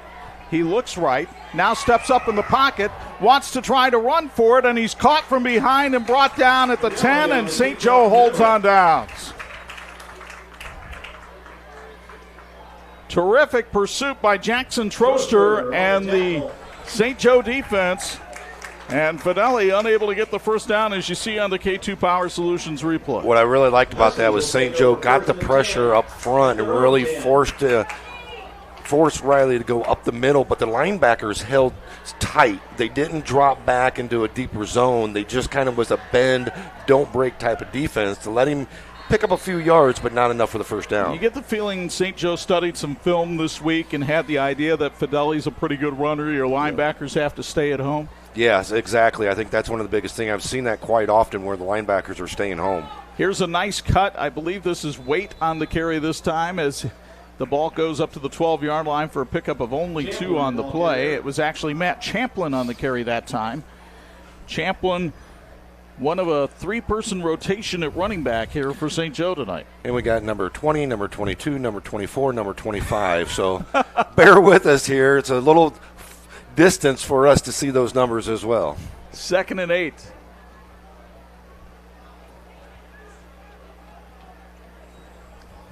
Handoff in the backfield. Champlin trying to make a cut. Goes to the outside. Gets pushed out of bounds at the 16. Coming over to make the hit that time was Nick Washington. And it'll be third down for St. Joe, and it looks like he's got about 4 yards to go. Riley High School, in partnership with our families and community, provides all students with a rigorous education, celebrates each student's background, and engages the whole student to be a lifelong learner and responsible, active citizen in the community.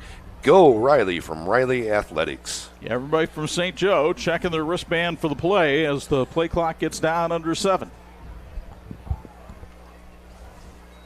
Gooby looks to the right, now has to scramble, in trouble, fires, and that one's almost intercepted. It bounces away. Uriah Orozco, who had a pick against Washington a couple of weeks ago, nearly had one there. 4th and 4. It'll be fourth down in a punting situation for the Huskies, sponsored by Trademark Irrigation. Ferret Custom Roll Forming, the best choice in metal fabrication, provides ISO certified quality with unparalleled service and support. At Ferret Custom Roll Forming, we form value. Learn more at ferretrollforming.com. Ryder Place, the punter for St. Joseph, averages 35 yards a kick.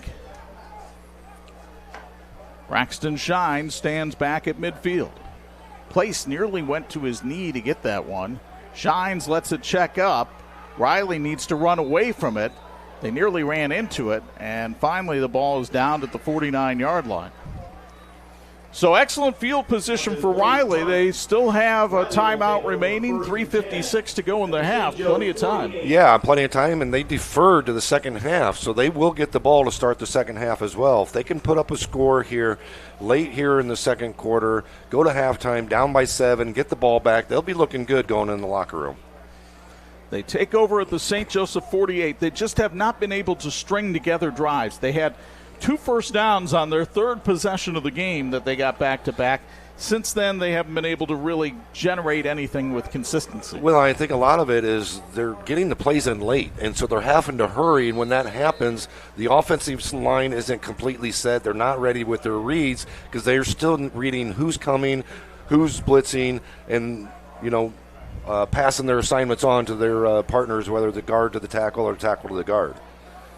Tion Wadley lines up to the left of Trey Fideli.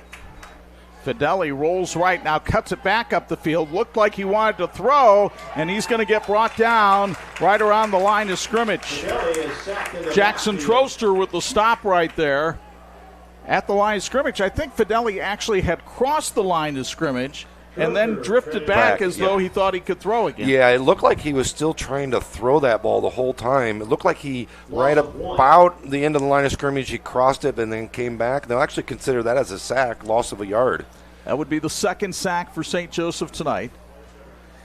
And again, the play doesn't get in from the sideline until 12 on the clock. So this is a big factor for Riley in its execution, as Bo mentioned. Fideli gets the snap off, and Wadley trying to power tacklers forward, but he can only get back to the line of scrimmage. Charlie Moran was there for the stop. You looking to buy or sell a home? McInnes Realty is where service comes first. Family and veteran-owned, they proudly serve our community heroes through the Homes for Heroes program, helping you save when you buy or sell. Learn more at mckinnesrealty.com. 3rd and 10. St. Joseph hasn't brought a ton of blitzes tonight against Fideli. They did last week against Elkhart. Let's see what they do here. They're showing blitz. And here they come. And Fideli with a little screen, and it is tipped and intercepted. St. Joseph with the turnover. Fideli's pass is picked off by number And it's 53. Alfred Foltz who gets the interception, the big defensive end. Great job. Again, linebackers staying home. Linebackers, not the ones that aren't on the blitz, are still staying home, and they're not floating and trying to get in no man's land. They're really reading the play. Great job there by St. Joe. Get the interception here. Still have a couple timeouts as well. Mason Kazmerzak had the tip on that one, and then Foltz gets his first interception of the season, and St. Joe takes over at its own 48. That's also a credit to the job the St. Joe corners are doing on covering the Riley receivers. because Riley has not had a ton of open men downfield tonight. Now here's a run for St. Joe, and Dallas Downey, the wideout, on an end around, takes it up close to the first down marker. They'll spot him about a yard short. Great job by Downey on the end around, getting outside, picking up a big 9 yards for St. Joe on first down, coming to the 2 minutes left to go here in the second quarter. That's the 7th carry of the year for Downey, who is also a member of the baseball team here at St. Joe.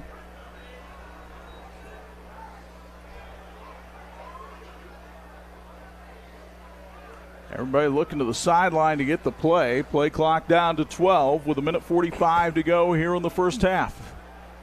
Anthony Gooby surveys the situation. They get it off in time. The handoff to Will Solman, who tries to turn the corner to the outside. There's nothing there.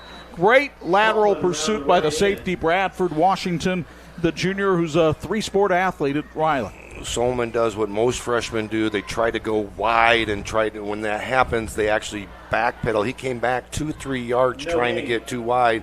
But what I really like what he did is he got out of bounds, and he was able to get to the corner and stop the clock. 3rd and 12, though, for St. Joe after the turnover. Or, excuse me, 3rd and 2. Actually, a loss of 1 brings up 3rd and 2. And movement along the line for St. Joe. The offensive line jumps yet again. Another false start for this St. Joe Husky offensive line. Notre Dame Federal Credit Union is the financial institution of choice for Sports Michiana, plus hundreds of churches and schools. Utilize their unique Elevate tools to help raise funds and drive your mission. Go to NotreDameFCU.com/elevate to learn more. Big difference between 3rd and 2 and 3rd and 7. We have seen Gooby look for his tight ends tonight exclusively. Gallagher and Radigan have all the receptions in this game. Gallagher lines up at the line of scrimmage, closest to the line. And Gooby looking that way, rolling right, has Gallagher open, and it's intercepted. They read the mail that time. Nick Washington down the sidelines, takes it out of bounds at the 18-yard line. Gooby stared him down, and Nick Washington baited him into that throw. Yeah, there is a flag on the play, but that was a holding call on the Huskies on the corner. Right there is where they threw it. See the flag coming at the top of the screen, but it doesn't matter because it's a big interception for the Wildcats. So a great play by Washington as he motors down the field, stepping out of bounds at the 15, and another chance for Riley with 1:09 left to go in the half. First turnover of the night for St. Joseph. Can the Cats capitalize here? Remember, as Bo mentioned earlier, they'll get the ball to start the second half. This could be a big swing in this game for Riley. Fideli gives it off to Tion Wadley, and he's got nowhere to go, and flags come in. It's going to be bad news for Riley. They lose a lot, but they might lose more with the holding call. Yeah, coming in the area of holding. Since 1959, Patrick Industries in Elkhart has empowered outdoor enthusiasts to achieve next-level recreational experiences. Patrick is a proud supporter of our local teams and athletes, empowering excellence on and off the field.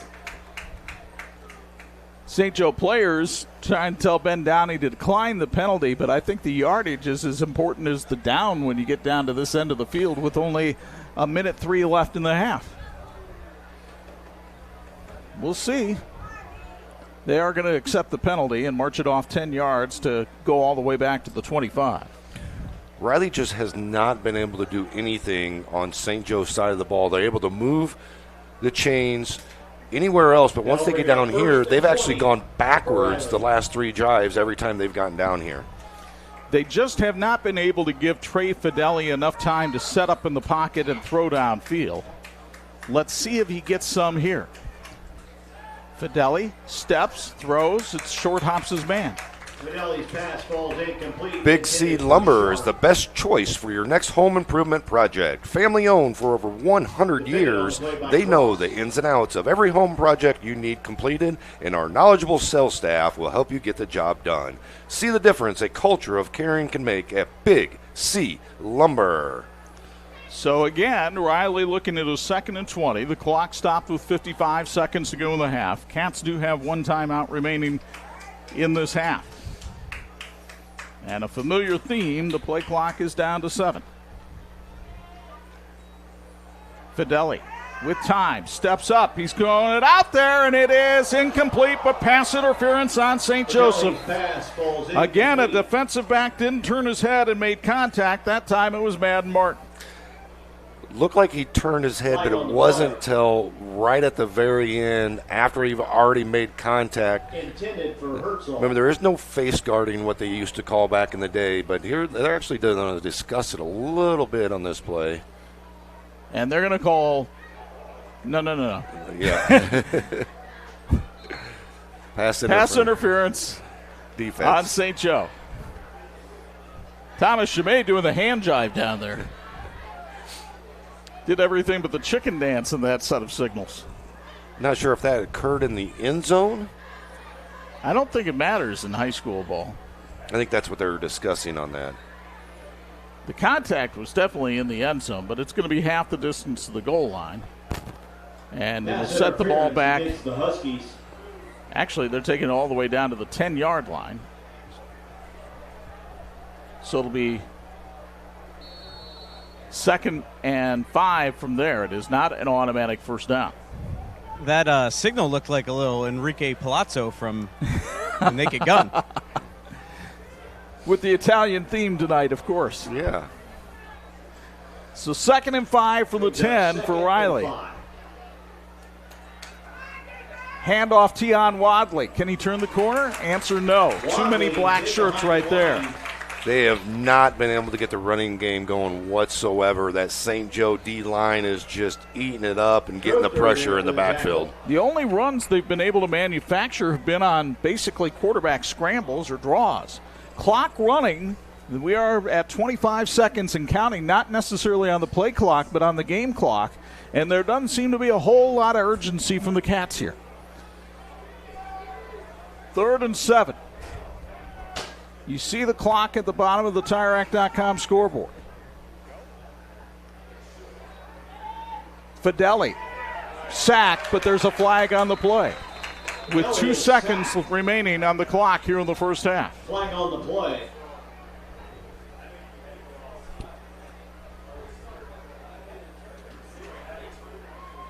So we'll see what the flag is all about. The sack would take the play back to the 15-yard line. But at this point, if you're St. Joe, well, that's illegal motion called against Riley. Against the Wildcats. And St. Joe appears to want to take the play and force a fourth down from the 15. No, they've decided to take the penalty. So 3rd down from the 17. The down really immaterial here because there's only 2 seconds left in the half. And they start the play clock. Supposed to start but they're supposed to start the game clock, and the game clock expires. And Darek Lee wants to know why the game clock was ticking. He's telling his team, don't leave the sidelines. Maybe. And now the officials will have a discussion. I'm sure Darek Lee would have used a timeout if he thought the play clock was or the game clock was going to move. Yeah, he had one timeout left. Right.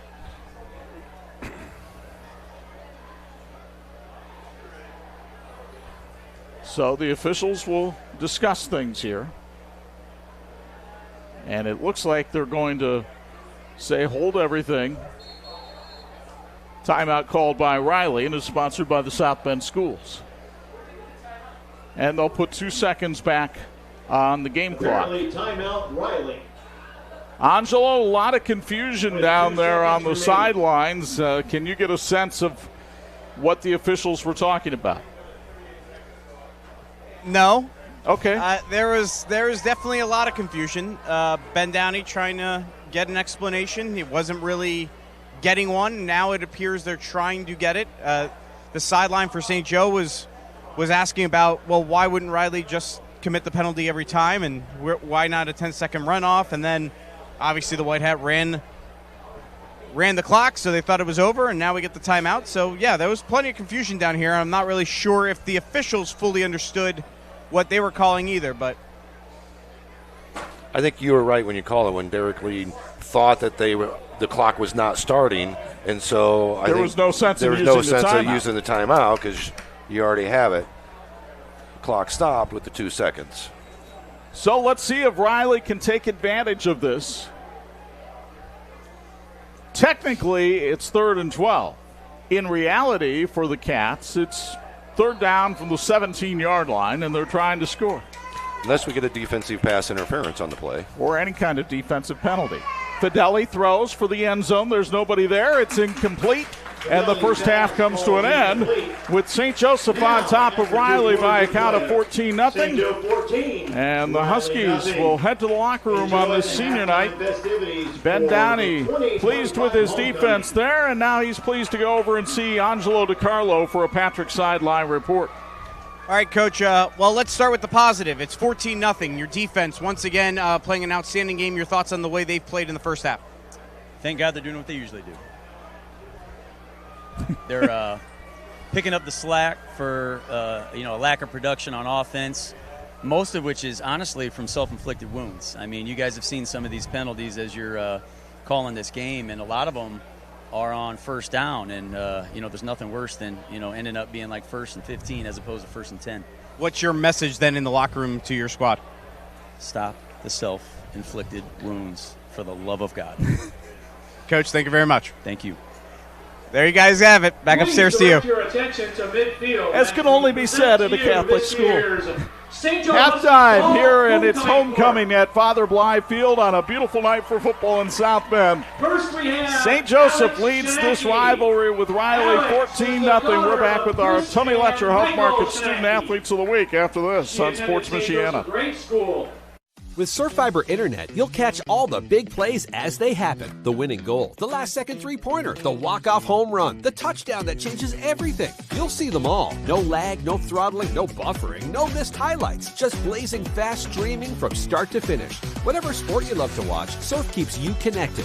Surf Internet, built for game day and every day. Score big today with fiber internet plans starting at just $30 a month, including free Wi-Fi, free installation, all-in pricing, and price lock for life. Founded in 2001 by brothers Sam and Levi, Reliance has built a reputation for excellence, providing high-quality home building and renovation services to the Michiana area. From single-room renovations like kitchens and bathrooms to building your dream home from the ground up, everything benefits from their decades of experience. From concept to completion, Reliance makes even the largest projects simple and hassle-free. To find out more, visit RelianceDBR.net. Reliance. Design, build, renovate. This portion of the Sports Michiana Game of the Week is brought to you by Tony Letcher with Health Markets, the right policy at the right price. And it is time now for our Tony Letcher Health Markets Student Athletes of the Week. We have a pair of football seniors with us here today, Austin Radigan from St. Joe and Trey Fideli, the quarterback for Riley, also has a 3.0 GPA. And Trey, you really enjoy volunteering with youth athletics. Tell us a little bit about that and why you do it and what you get out of it. So I enjoy it because I help encourage and build up character for the younger youth, and I just want to help them believe that they can do it too. You're looking to play football in college, but also looking to study business. Why business? I think that it can go far. I'm also into real estate, and I think the business route would be the best choice for me. All right, you're a transfer to Riley. How have they made you feel at home here at Riley? I mean, when I came here, they had open arms. And I also think the one-on-one schooling at Riley is way better than Elkhart, so it helps me boost my GPA, and that's why I have all A's now. Awesome. Thank you very much. Congratulations. Thank you. Austin Radigan, a senior at St. Joe, a defensive lineman and tight end, also a member of the lacrosse team, has a 4.3 GPA. He wants to study business in college as well. How do you balance everything between academics and athletics? I think playing a sport really helps with your time management. I think it allows you to focus on one thing and then go to the next, and it forces me to not procrastinate and just focus on one thing at a time and get that thing done without spending too much time on it and still spending my full effort on it. Your student advisory committee, peer mentors, student ambassadors, how have all those activities helped shape who you are?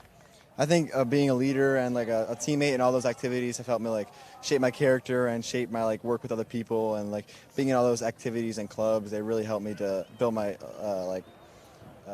how I view friendships and teamwork. And what does being a St. Joe Husky mean to you?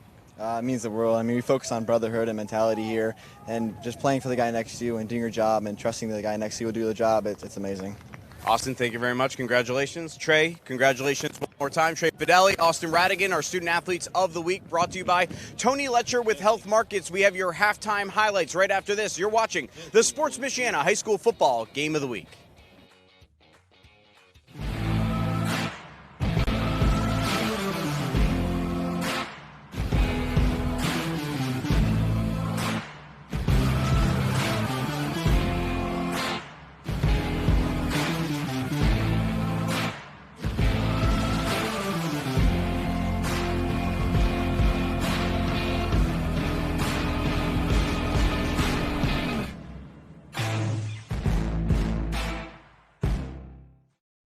Let's be honest, shopping for window treatments can be a real pain in the glass. Shades, shutters, blinds, drapes, the options are endless. Avoid expensive mistakes and return shipping with online retailers. Call the local team at Quality Window Treatments. Their entirely local process makes choosing the right look for your space easy. They bring the showroom to you during your in-person consultation. And with hands-off local installation, you never make a measurement. Visit QualityWindowTreatment.com to book your free consultation and see your space in a whole new light.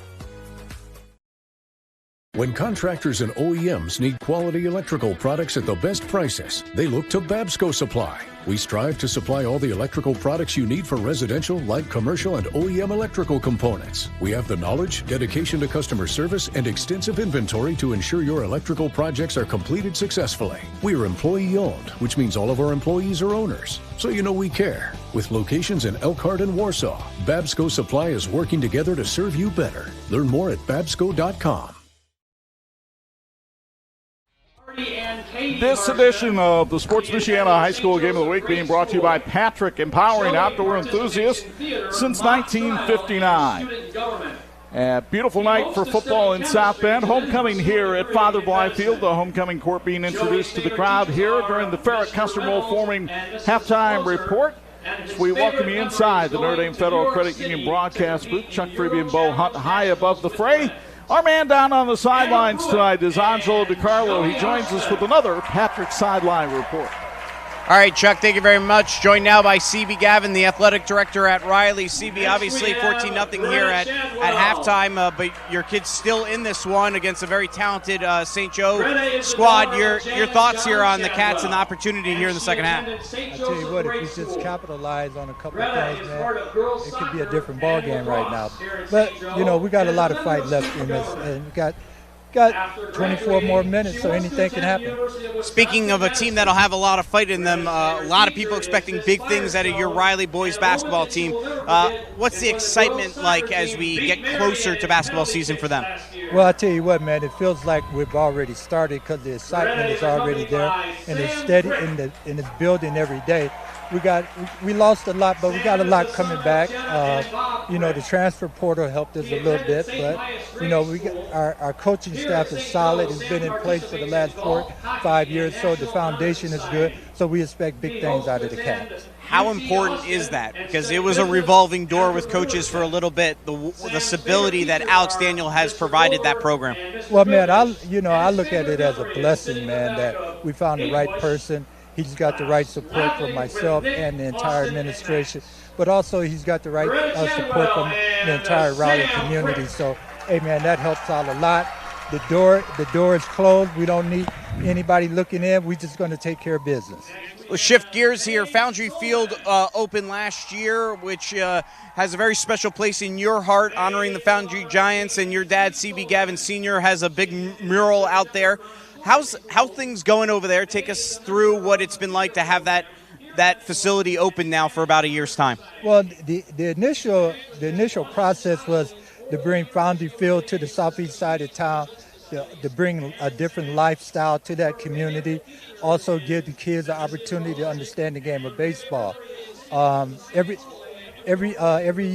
Sunday there's a men's league out there, and it's a joy to see families come out and just sit around and watch. Even the neighborhood, they come out, sit around and watch the game of baseball. Now, from a personal standpoint, you know, my family is humbled and blessed, man. You know, we're learning we're learning the things about my dad, just like the community is. My dad never talked about his ability as a baseball player, as a football player, and even as a Golden Glove boxer. So every day we're learning new history about him, man. And my sister and I, we talk about it all the time. And not only that, the opportunity that he got because my grandmother intentionally moved from the South to the North during the Great Migration. And who knows what would have happened if that never would have happened. But we're blessed as a family, man. For those that don't know the story, what is the significance of the Foundry Giants? The significance of the Foundry Giants is that you had a group of men who worked at Studebaker in the foundry. And during the summer, they put together a team. As you know, and during that culture, in that era, they were known as colored men. So they had an all-colored team that played every summer against the most competitive teams, white teams in the area. And from my understanding and the history I've read, they were very good, and they never lost a game. And what's it like seeing a big mural of your dad? You know what, man? I ride by that mural every morning going to work, and every afternoon leaving work, and I always say, hi, how you doing, Dad? I actually go out and watch a game sometime, and I actually position myself where I could sit and see my dad in the mural, and it's like him and I are sitting there watching the games together, because my dad and I, he would listen to the White Sox baseball on the radio, and I always sit next to him on the floor, and we'll listen to Red Rush and the White Sox. That's awesome. Thank you for sharing the story, CB. Appreciate it. Oh, anytime, man. South Bend is a beautiful community, man. I'm glad they honor my dad the way they have. All right, that's CB Gavin, Athletic Director at Riley High School. Chuck and Bo, back upstairs to you. All right, thank you very much. Interesting interview with CB and learning all those things about his dad. And, of course, a lot of excitement about that Riley basketball program. I'm sure Riley and St. Joe will probably have that basketball game this year, too. But let's talk about the football game. First half was interesting because I didn't feel like St. Joe dominated the first half other than their defense like we talked about in pregame. Yeah, I think the biggest thing is their defense kind of dominated the first half. Offense, not really. They had great field position starting first two possessions. Another possession, they had great field position as well. So it was really their defense that really led them in that first half. Riley, on the other hand, they were able to move the ball, and once they got inside the 30, they couldn't do anything right. Special teams and defense came up with big plays for St. Joe. Let's take a look at the halftime highlights brought to us by our friends at Tom's Car Care Center. With a David Wake got the scoring Solon going for St. Joe with a 9-yard touchdown run to cap the opening drive of the game. Then Anthony Gooby with a quarterback sneak in the second quarter. That accounts for the 14 points. Meanwhile, the defenses for both teams came up with big plays. Mason Kazmerzak will tip this pass into the hands of Alfred Foltz, who comes up with the interception. But Nick Washington returns the favor here for Riley. Almost had himself a pick six on this play as he pilfers the Anthony Gooby aerial, takes it back down to the 15. But as Bo mentioned, St. Joe's defense stiffens from there, and it's 14-0 Huskies at the intermission. When we come back, Angelo will have another Patrick sideline report, and we'll have all the scores from around the area when the Ferret Custom Roll Forming halftime report continues after this. Why do our auto insurance rates keep going up? Oh. Dramatic increases in parts, labor, and medical care are causing auto insurance rates to soar nationwide. Lilliard's Insurance can protect you from auto rate increases with our available rate lock feature. And because Lilliard's Insurance is a local business, you get better service and deal with actual people. Hi, I'm Matt Lilliard. Call or text us today to see if you qualify. Shopping for tires used to make me want to blow a gasket. That was before I went to TireRack.com. Tire Rack made it easy to find great tires at a great price. 2 years of free road hazard protection. Sealed the deal. Tire Rack has thousands of recommended installers. I chose a mobile installer. Check this out. A technician brought my new tires right to the house. He's installing them now. All set. Thanks. When it's time for new tires, trust the experts. TireRack.com, the way tire buying should be. And this edition of Sports Michiana High School Game of the Week being brought to you by Patrick, empowering outdoor enthusiasts since 1959. Chuck Freeby, Bo Hundt, and Patrick Sideline Report with Angelo Di Carlo. He's back on the field during St. Joe's homecoming. Who you got, Ange? We got the principal of St. Joe High, John Kennedy. We just had the homecoming court. Who's our king and queen this year? Yeah, we had Caden Clifford as the king and May Salmon as the queen. A great couple kids, and all of those that were on the court are fantastic young people. What is a night like this like to have homecoming and senior night all together? It was a lot. We don't usually do that, but I don't know. It worked out, right? It worked out as a lot. There's a great senior class, band, cheer, and football, but boy, 24 boys, I think, in the senior class playing football. That's pretty cool. And obviously they've had a very successful season as a result, 6-0 for the first time since that state championship year in '95, which you guys got to honor a few weeks ago. Every home game's been that. How special has that been to see this squad do what they've done so far this year? It is special. I mean, you think about that 30 years, you think about the Ben Downey connection, you think this is the first class. This is the freshman class that came in when Ben took over with his oldest son in the class. I mean, that kind of is special, right? All those things coming together is amazing. St. Joe Athletics having obviously a lot of success, of course, highlighted by the state championship in boys basketball last year, and we expect another great season from them as well. What was that like last year to be a part of that run and see what that team did?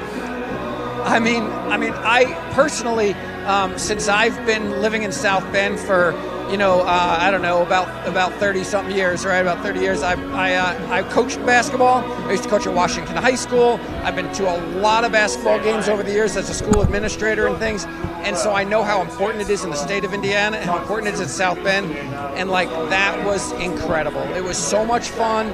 Our student body coming together and seeing that school spirit and seeing them get into it. T-shirts, all those things that come along with that. And then I want to say that, that team, not only was really talented and amazing on the court, but those are great guys. They're good students. They're good citizens. They play together. They play for the team. Coach Gaff has developed a culture on that team of commitment, commitment to excellence, but commitment to each other as well. So that was fun. And I got to give a shout out to our girls lacrosse team that won the state in June at the end of the year. Our girls golf team is down at state right now. They qualified, so we're having a lot of success athletically, and it brings the school together. It's a lot of fun. Girls soccer ranked #1 in the state as well. So overall, how about school-wise? How is the start of the year going for everyone at St. Joe? Yeah, it's been really good. We have great kids. They work hard in school. We have really dedicated teachers. We just got notice of who the National Merit Scholarship semifinalists and commended scholars are. 9 students total by one of those 2 designations are recognized by National Merit, which is a high number. So again, they're achieving well. I don't know. They're fun to be around too. So. John, thank you very much. Yeah, thanks for having me on, Anj. Appreciate it. John Kennedy, principal at St. Joseph High School. Back upstairs to you guys. Chuck and Bo. All right, thank you very much. 14-0. St. Joe leads on the gridiron. By the way, 10 consecutive scoreless quarters for Riley against St. Joe, something I'm sure directly will mention to his team at halftime. But speaking of scores, let's take you around the area with the McInnes Realty High School football scoreboard. Concord on top of Goshen, 28-0, second quarter. Garrett leads Fairfield at the half, 14-6. Knox getting ready for our visit next week. Leads Jimtown 16-7 in the second quarter. West Noble on top of Lakeland, 14-0. Big game in the Northeast Corner Conference. LaVille leads Glenn 14-0 at the half. New Prairie and Marion, it's 13-7 Cougars in the second. Then you've got Rochester pounding Northfield 48-7 at the half. Northridge looking for win #1 of the year. They lead Wawasee 28-7 at the half. Big game in the NIC. Penn leads Elkhart 17-6 at the half. Northwood, no problem with Plymouth tonight. They lead at 27-7 at halftime. Michigan City leading Portage 6-0 in the second. They're in the fourth quarter just down the road at School Field. Adams leads Washington 21-7. Third quarter just getting underway at Steele Stadium. Mishawaka on top of Warsaw 21-14. Keith Kinder, Bart Curtis going head-to-head right at it. I think there's a lot of passing going on over at Steele Stadium. Yeah, I'm sure that game's taking forever. And Valley leads Western 28-0 at the half. In Michigan, Brandywine and Benton Harbor both looking for their first win. Bobcats of Brandywine lead at 12-6 at the intermission. Berrien Springs leads to Wajek 14-0 at halftime. I think the Shamrocks found some things they like. Yeah, really offensively, they just need to make a few adjustments, and they can put up a lot of points. Coloma leading Delton Kellogg 20-0 at the half. Edwardsburg on top of Plainwell 17-7 in the third. Mattawan and Lakeshore locked up in a good one. Mattawan leads at 21-7 at the half. Millington ranked number 5 in Division 7 right now, all over Buchanan 28-8 at halftime. Here's a little bit of a surprise. Portage Northern is drilling St. Joseph up in Michigan 20-0 at half. South Haven leads Waterville 26-0 at the half. Pawpaw leads Sturgis 35-7 in the second. And Niles, Scott Shaw's team, undefeated, and they are drilling Three Rivers tonight 28-0 at the half. They just keep rolling, and Scott Shaw's done a heck of a job up there and really turned that program and school around. Ranked number 5 in Division 3. Who knows? Maybe we'll see the Vikings soon as well. Right now, intercity battle here in South Bend. The Liberty Bank building all lit up downtown, 14-0. St. Joe leads Riley on Sports Michiana.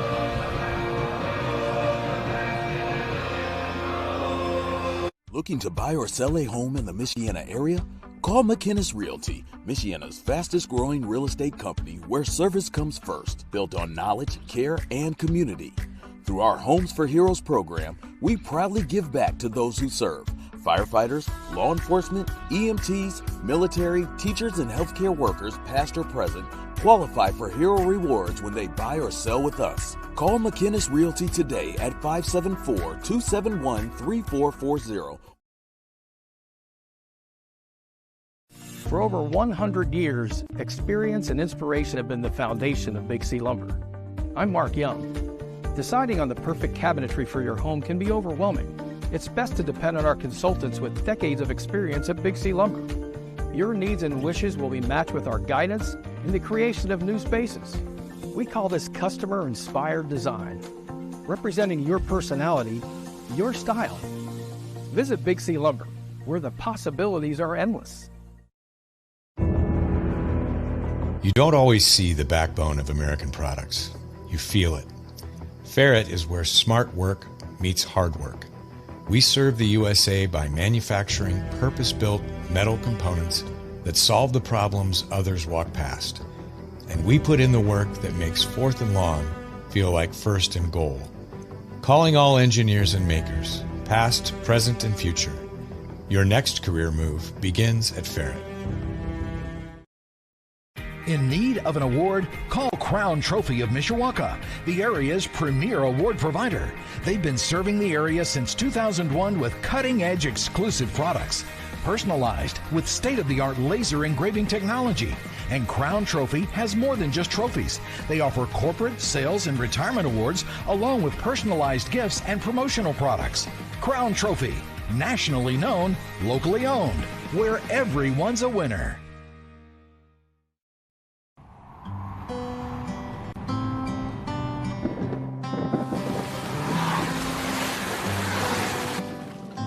Your car carries precious cargo. It needs to be dependable, rain or shine. Let Tom's Car Care Center in South Bend help take the stress out of your car's maintenance. We'll change your oil in 10 minutes, flush your transmission, replace your wiper blades, and much more. Oil changes include a half-price car wash when needed. Welcome to your extended family, Tom's Car Care Center. And this edition of the Sports Michiana High School Game of the Week being brought to you in part by Big C Lumber, where the possibilities are endless. Kind of like this halftime. 14-0 St. Joseph on top of Riley. Let's go downstairs for a Patrick Sideline report. Angelo Di Carlo, somewhere between interviews, had a chance to chat with Dark Lee. Yeah, Dark Lee talking about his team in the first half. He said, look, we've started to figure things out defensively. So he likes where they are at defensively as they head into the second half. Offensively, he said simply, we have the playmakers. We have to put our playmakers in position, and then those playmakers have to go and make some plays. He feels like if they can be more fundamentally sound here in the second half, they can put themselves in position, but certainly they got to get their playmakers to make plays on offense, and they continue to have to iron things out on the defensive end and continue to hold and contain St. Joe the way they did in the first half.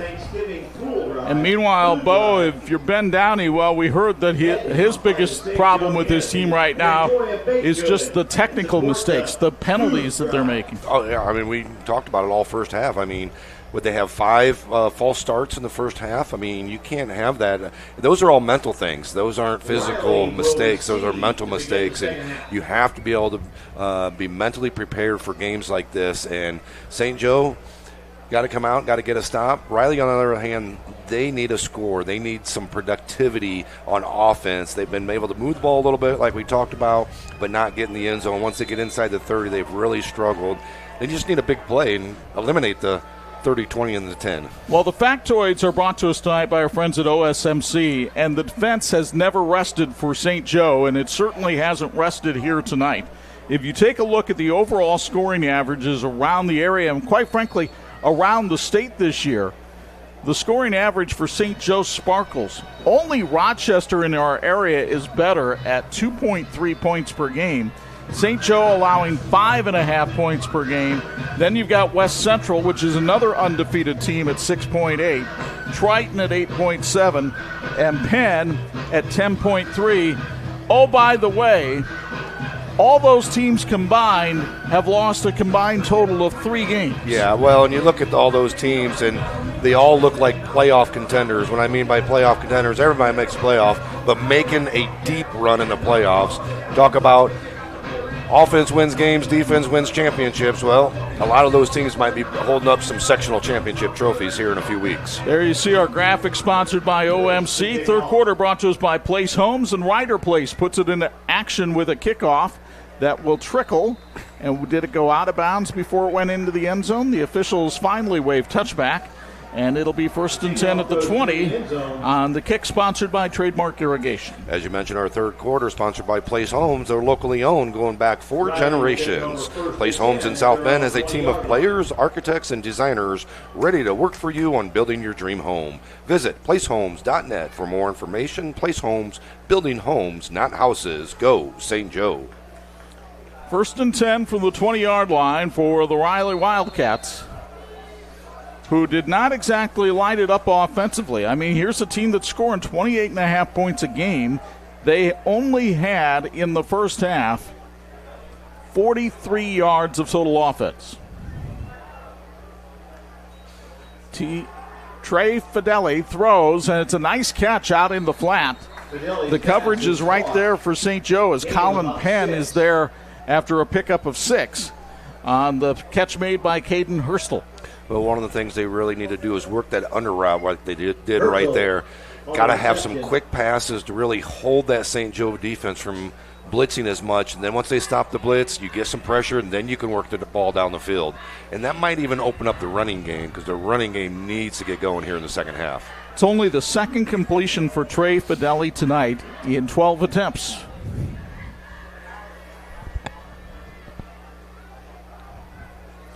Tian Wadley, the running back, behind him, and Wadley is met behind the line of scrimmage. There has just been no room to run against the black-shirted defense of St. Joe. Jackson Troster in on another stop from the linebacker position after a loss of 2. K2 Power Solutions provides cutting-edge industrial, commercial, and renewable electrical solutions. They also want to empower the next generation and make a positive impact on the Michiana community, especially through high school athletics. Go St. Joe. Brings up 3rd and 6. It'll be 3rd and 6 for Riley. We have not seen an attempt made to go to Jaden Jett tonight. He had 5 catches in the game last week against New Prairie. Fideli drops the snap, rolls to his right, looking to throw, finally gets rid of it, lobs it out there, and the catch is made by Caden Hurstel in Riley, or in St. Joe territory at the 45-yard line. That's the offensive play of the night so far for Riley. That's a Frick's Dairy Queen first down for the Riley Wildcats. Sometimes a broken play is the best play. Great job of getting out, staying with his receivers downfield, and really good job of the receivers understanding that it was a broken play and they needed to change their route. Hurstel had 5 grabs last week in the loss to New Prairie. He's got 3 here tonight for 43 yards. Another drop snap by Fideli, who spins, but this time is met by the majority of the St. Joe defense. Marcus Freeman calls it relatable and inspirational. Notre Dame Football chaplain Father Nate Wills has a new book out called Pray Like a Champion Today. This would make a great birthday or Christmas gift for any football fan in your family. It's an easy to read and great behind-the-scenes insight into Indy football. Head to AveMariaPress.com to order yours today. It's a loss of 2 on the play for Fideli, and it'll be 2nd and 12. Fideli drops back. Nice pickup of the blitz, but beautiful defense that time. Coming over to make the stop was Uriah Cross as he just knocked it away from Caden Hurstel. That'll make it 3rd and 12. A fine defensive play here by Cross, as you'll see on the K2 Power Solutions replay, as he just stepped with one hand in front of Hurstel.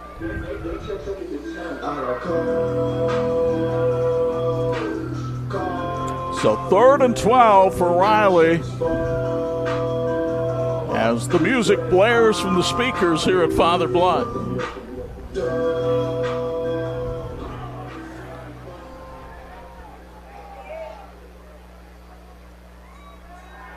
Fideli steps up in the pocket, unloading down the field, and it's intercepted. James Cranitti comes over and pilfers it at the 16. Pass is picked off by Cranitti. Great read by the safety coming over, undercutting the route. Here you can see on the K2 Power Solution replay, ball had a lot of air, underthrown just a tad, but another big interception by this St. Joe defense. What worked so well on the broken play that time did not work well. The ball hanging in the air for a long time, as you mentioned. And the second interception for St. Joseph tonight. And the Huskies will start 1st and 10 back at their own 16. Cranitti with his first pick of the season, an honor roll student here at St. Joe, member of the baseball team who volunteers at the Logan Center. Riley showing blitz. Here they come. They came on the right side, and the St. Joe run goes to the left. Ball pops out from Solman, and Riley says they have it, but the officials say the runner was down. Looks like they're going to talk about it a little bit, but the side judge was actually pointing his hand down like he saw his knee down, and is still discussing it a little bit. Nick Washington came away with the ball. Tough to tell from that replay. Still having a pretty big discussion about this, so there probably is some question about one saw it one way, the other saw it the other way. Remember, Riley thought they had an interception earlier. That was ruled an incompletion, and we'll take a look again here from K2 Power Solutions. That's a fumble. Oh, wow. That is a fumble, and that is the second turnover that Riley has created on defense tonight that they have not been given credit for. From that replay, I mean, he was still standing up, not even going down. Yeah, it wasn't really that close. Now here's David Waite on the next play, and he's brought down after a pickup of 10. Good for a first down, brought to you by the Kinzicki Group at Baird Wealth Management. The Tribe of Jesus, Mary and Joseph continues. I Fili del Tuono encourages you to choose a Catholic education. I Fili del Tuono translates to the Sons of Thunder, and they support the Hounds of the Lord. Go, Huskies! 1st and 10 at the 30-yard line for St. Joseph. And boy, Riley is really going to be upset when they watch the replay of this one. Here's an end-around attempt by Charlie Gruey. And Charlie Gruey on senior night is brought down at the 47-yard line. He was our Tony Letcher Health Market student athlete for the Marion game. He's got another first down brought to you by the Kinzicki Group at Baird Wealth Management. What a story Charlie Gruey is. Not one but 2 ACL injuries that have interrupted his career, and yet he still hopes that he can play college football. Well, with plays like that, he definitely can go play somewhere. We see him all over the place as well. Just a great drive here by St. Joe, and again, using multiple runners on the field. He was a member of that state champion basketball team last year for Eric Gaff. Here's Anthony Gooby with the throw to Dallas Downey, and Downey has a first down brought to you by the Kinzicki Group at Baird Wealth Management as Dallas Downey takes it inside the 40 to the Riley 38. A big thank you to Tony Letcher for his incredible support of Sports Michiana. Tony is a licensed insurance agent with Health Markets. If you're looking for assistance with Medicare, family, or individual health insurance, Google Tony Letcher Health Markets or visit tletcher.com. Now the officials are meeting for a conversation over on the far side. I did not see a flag on the play, but there is one for a face mask against St. Joe. Personal foul face mask against the Huskies. So a costly penalty here for St. Joe will basically lose the 15 yards that Dallas Downey just picked up. I think they're actually going to call that on Downey on his stiff arm to the face. You don't see that called very often. And we'll try to take another look here from K2 Power Solutions. And you're right. It was right there. Yeah, he pulls it down right there. And so they're going to call that. A lot of times a running back, receiver, whatever, can give the stiff arm to the face as long as you don't grab a hold of that face mask. Looks like he grabbed a hold of it and pulled it down. 70 yards and penalties now against St. Joe. Here's Charlie Gruey trying to turn the corner again. Kenyon Anderson stands him up with help from Uriah Orozco after a pickup of 2. Hey, fall is here, and that means the pumpkin pie blizzard is back at Frick's Dairy Queen. Real pumpkin pie pieces, DQs, world-famous soft serve, whipped topping, and a sprinkle of nutmeg. It's like enjoying a slice of pumpkin pie, but with a cool, refreshing twist. Get yours tonight at Frick's Dairy Queen on South Michigan Street in South Bend. So 2nd and 10. Nearly to the midway point of the third quarter. It's still a 14-0 St. Joseph lead. Anthony Gooby wants to throw. Under pressure. Throws it up top for Dallas Downey, and with him stride for stride was Jameer Jackson. Gooby's pass intended St. Joe for trying Downey, to incomplete. take a shot down the field. Downey had the inside position just a little overthrown.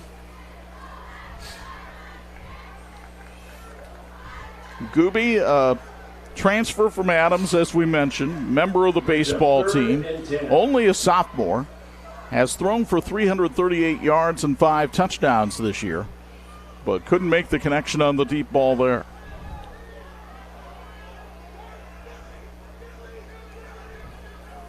He's got trips to his left on 3rd and 10. And, of course, Gooby looking to his left. Will Solman with room to run, and the freshman has the first down to the Riley 41-yard line. He needed 10 and got 11. It's a first down sponsored by the Kinzicki Group at Baird Wealth Management. Nice job getting the little pass to the outside. It might have been actually – it's actually going to be considered a run if you look at it in the books, because he actually passed that ball backwards, which makes that a running play.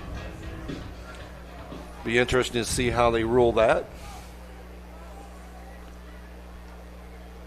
1st and 10 at the 41-yard line. Don't complicate my stats. They're bad enough already. Here's Dallas Downey on the end around, and Downey is going to pick up maybe a yard on the play. It was strung out very well, and again, Bradford Washington, the safety in pursuit. Well, you brought it up earlier when you said I and we, and I said they. We running backs. You want the running yardage. We like those running yardage. What about the receiving yards? Unless you're like me as well, where I was all-purpose. I like the all-purpose yards. Well, see, you would be getting those. Yep. Downey there with a run, and that's good for 2 yards, and it's 2nd and 8. Receivers don't care about the rushing yards, but he got them anyway. From the 39, Gooby wants to throw. He's rolling to his right. Now he's going to try to run it, and Isaiah King and another Riley defender knock Gooby out of bounds, and here comes the flag at the 33-yard line. Well, that was Flag on the play. there's a guy on the sideline who doesn't call it, and then a guy coming across the field's the one that calls it, unless it's on a different play, but it's got to be the personal foul, and it is. Yeah. Personal foul Now, against the Wildcats. whether that was a great call or not, I don't know. Maybe we can get another look from K2 Power Solutions. It's going to be a 15-yard walk-off and another first down for the Kinzicki Group at Baird Wealth Management. And you get another look pretty similar to the view that we had here from the booth on Sports Michiana. We can't tell where the sideline is at on that point. It's the shoulder to the helmet, though, at that point. Yeah. That was what drew the personal foul. It really didn't matter whether it was inbounds or out of bounds. When the shoulder went to the helmet, that's when the 15-yarder came out. Yeah, and it looked like the line or the side judge was actually looking where they went out of bounds, where the other guy was looking at the contact itself. 1st and 10 from the 18. Gooby wants to throw, steps up in the pocket, and down he goes. A sack for the Riley Wildcats. Is coming in to make the play was Maurice Simpson. JBL Signals and Lighting cheers on the Huskies and encourages you to consider joining a union to help power electrical contracting in Indiana. Based in South Bend, JBL is responsible for many of the traffic lights and decorative lighting you see throughout the state. Thank you, JBL Signals and Lighting. Nice play by the Cats. Forces Gooby into a loss of 2. 2nd and 12. They'll give it to David Waite, and Waite carries tacklers up to the 15-yard line on a nice run that time. Gain of 5. It was nice to see Aiden Norton back in the game, making the stop there for Riley. Remember, he left with an apparent leg injury in the first half. As you talked about, St. Joe holding Riley to 10 scoreless quarters the last times they've played, and St. Joe not allowing anybody this year to score in the second and third quarter. And so I want to give a shout out to Central Automotive. They're the scoring sponsor for the Riley Wildcats. Tough night for Central Automotive so far. Tough night for the Cats. Kept off the board. And guess what? We've got another flag in this one. It's going to be a false start against St. Joe. Wow. Left side of the line again. False start. Hey, you're sick of your lawn turning brown in the heat of the summer? Call Trademark Irrigation and get a new sprinkler system installed now and have it ready for the spring. Trademark Irrigation has been serving Michiana since 1999. Visit trademarkirrigation.com to get started. 9 penalties for 75 yards tonight for the St. Joe Huskies, who are looking at a 3rd and 12 from the Riley 20. Play clock down to 5.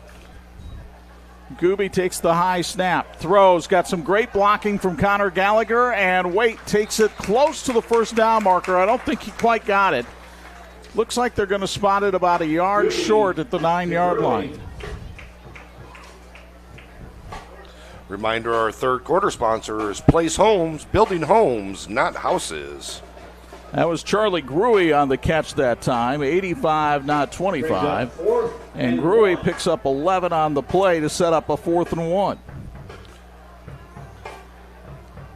Looks like St. Joe's going to go under center. Gooby got a quarterback sneak for a touchdown earlier tonight. Jack Kelly, the backup center, in there tonight. The handoff goes to Waite. He's trying to turn the corner, and it looks like he did for the first down up to the 7-yard line. Got just enough there to get the Kinzicki group at Baird Wealth Management first down and 1st and goal for St. Joe with 2:45 to go here in the first, or in the third. Tire Rack loves tires. Since 1979, they've been helping drivers find the right tires. Tire Rack sells only the best brands, backed by their own test results, tire ratings, and consumer reviews.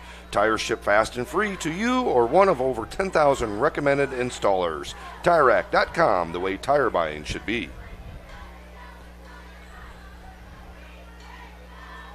Gooby rolling to his right, throws and overthrew Austin Radigan, who would love to have had that because he probably would have had a touchdown on senior night. For Radigan, falls incomplete.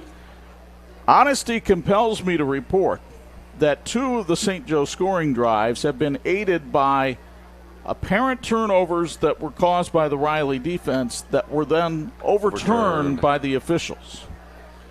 And this drive would have ended back at the St. Joe 20-yard line. Now, in fairness, St. Joe has gone ahead and converted after that, and Riley's defense needed to overcome those plays.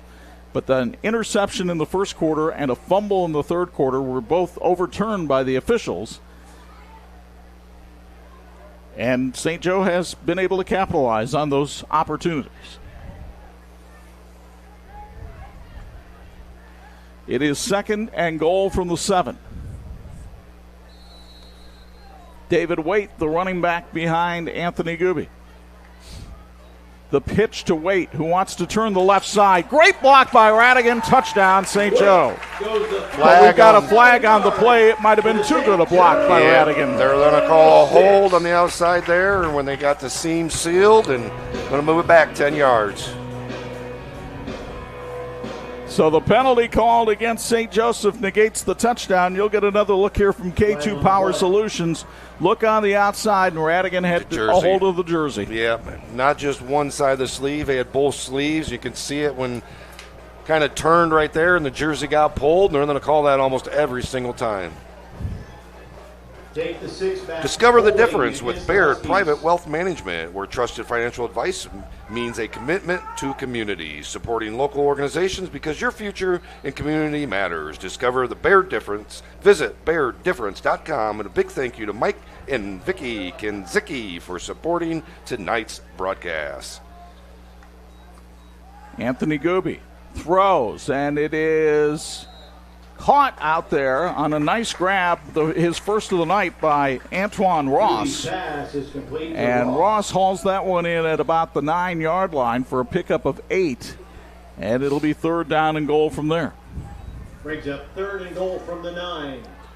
Ross is the 6th different St. Joseph receiver to catch a pass tonight. 100 yards passing for Anthony Gooby. He is 9 for 16 with 1 interception. Connor Gallagher with one-on-one coverage past the bottom of your screen.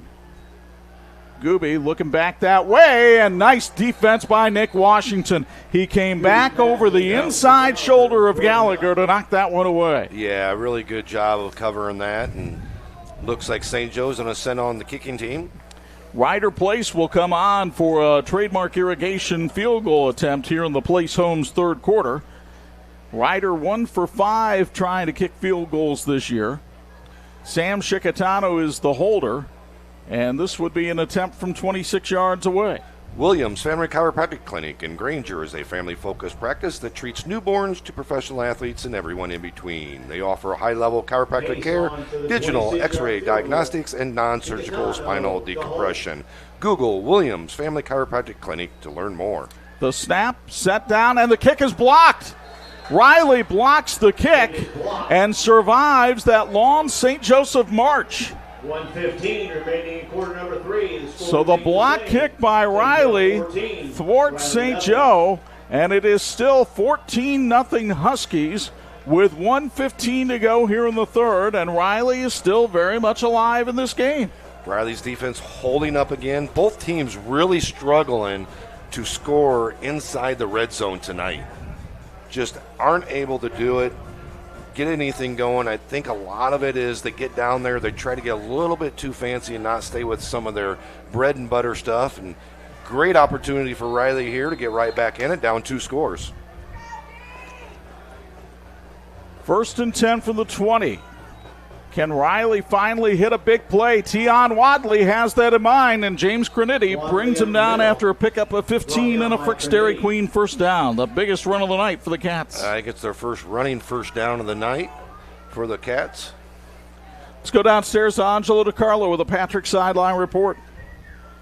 Yeah, guys, I think word has trickled down to the Riley sideline from those who I've spoken to about some of those missed calls in terms of now the team is starting to feel, hey, it's us against the world and trying to rally around that. Let's see if they can do that here on this drive because, look, as bad as they've played at times in this game, it's 14-0. They score here. It's a 1-touchdown game in the 4th quarter, and they could have the momentum, and St. Joe could be playing not to lose, being an undefeated team. So things can change in a hurry here if Riley can get a very successful drive here to close out the 3rd quarter and into the 4th. Well, Riley tried to run the ball there with Maurice Simpson. He lost a yard, he lost his helmet, and it'll be 2nd and 11. South Bend Schools, strategic, innovative, and driven in shaping future leaders since 1867. Enroll today, thrive tomorrow. Visit sb.school/enrollment. Go Riley. Cam Davis now the running back to the left of Trey Fideli with 15 seconds to go in the quarter. St. Joe coming on a blitz. Fideli trying to outrun it, and Fideli will take it all the way up to the 37-yard line for a pickup of 4 on the final play of the 3rd quarter. A third quarter that saw St. Joe control the ball much of the time, but they couldn't dent the scoreboard. Neither could Riley, and this South Bend City battle will go to the fourth with St. Joe leading 14-0 on Sports Michiana. Riley, nothing. Ready to be part of our winning team? The St. Joseph County Police Department is hiring, and we are looking for people of all ages who want to make a difference. With a starting salary of $52,000 plus full benefits, including medical, dental, vision, and vacation, you are in control of your future. So whether you're just entering the game or looking for a new position, now is the time to get off the sideline. Learn more today at sjcpd.org. And this edition of the Sports Michiana Game of the Week is being brought to you in part by Tom's Car Care Center, the Coffee Spot Cafe, and the Waterworks Car Wash. 3 great services in one great place. Fourth quarter tonight being brought to us by our friends at Central Automotive. It's a 14-0 St. Joe lead. St. Joe now with 11 consecutive quarters of shutout ball against this Riley team. Riley will square off against Adams next week. The Eagles now with 3 wins on the season after beating Washington at nearby School Field tonight by a count of 28-7. Big 3rd and 7 here for the Cats. Trey Fideli steps up in the pocket, tries to run for it, and St. Joe is there waiting for him and brings him down after a pickup of 1. As you mentioned, our fourth quarter is sponsored by Central Automotive in downtown South Bend. Check them out at Lafayette and Colfax. Also, Chips and Doodles. They're a family-owned and operated small batch local bakery. Their delicious cookies, oh, they're so good, are baked in a commercial kitchen and made with real vanilla and butter.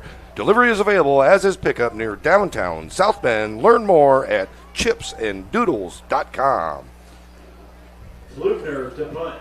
4th down, Tyler Flugner on for a trademark irrigation punt.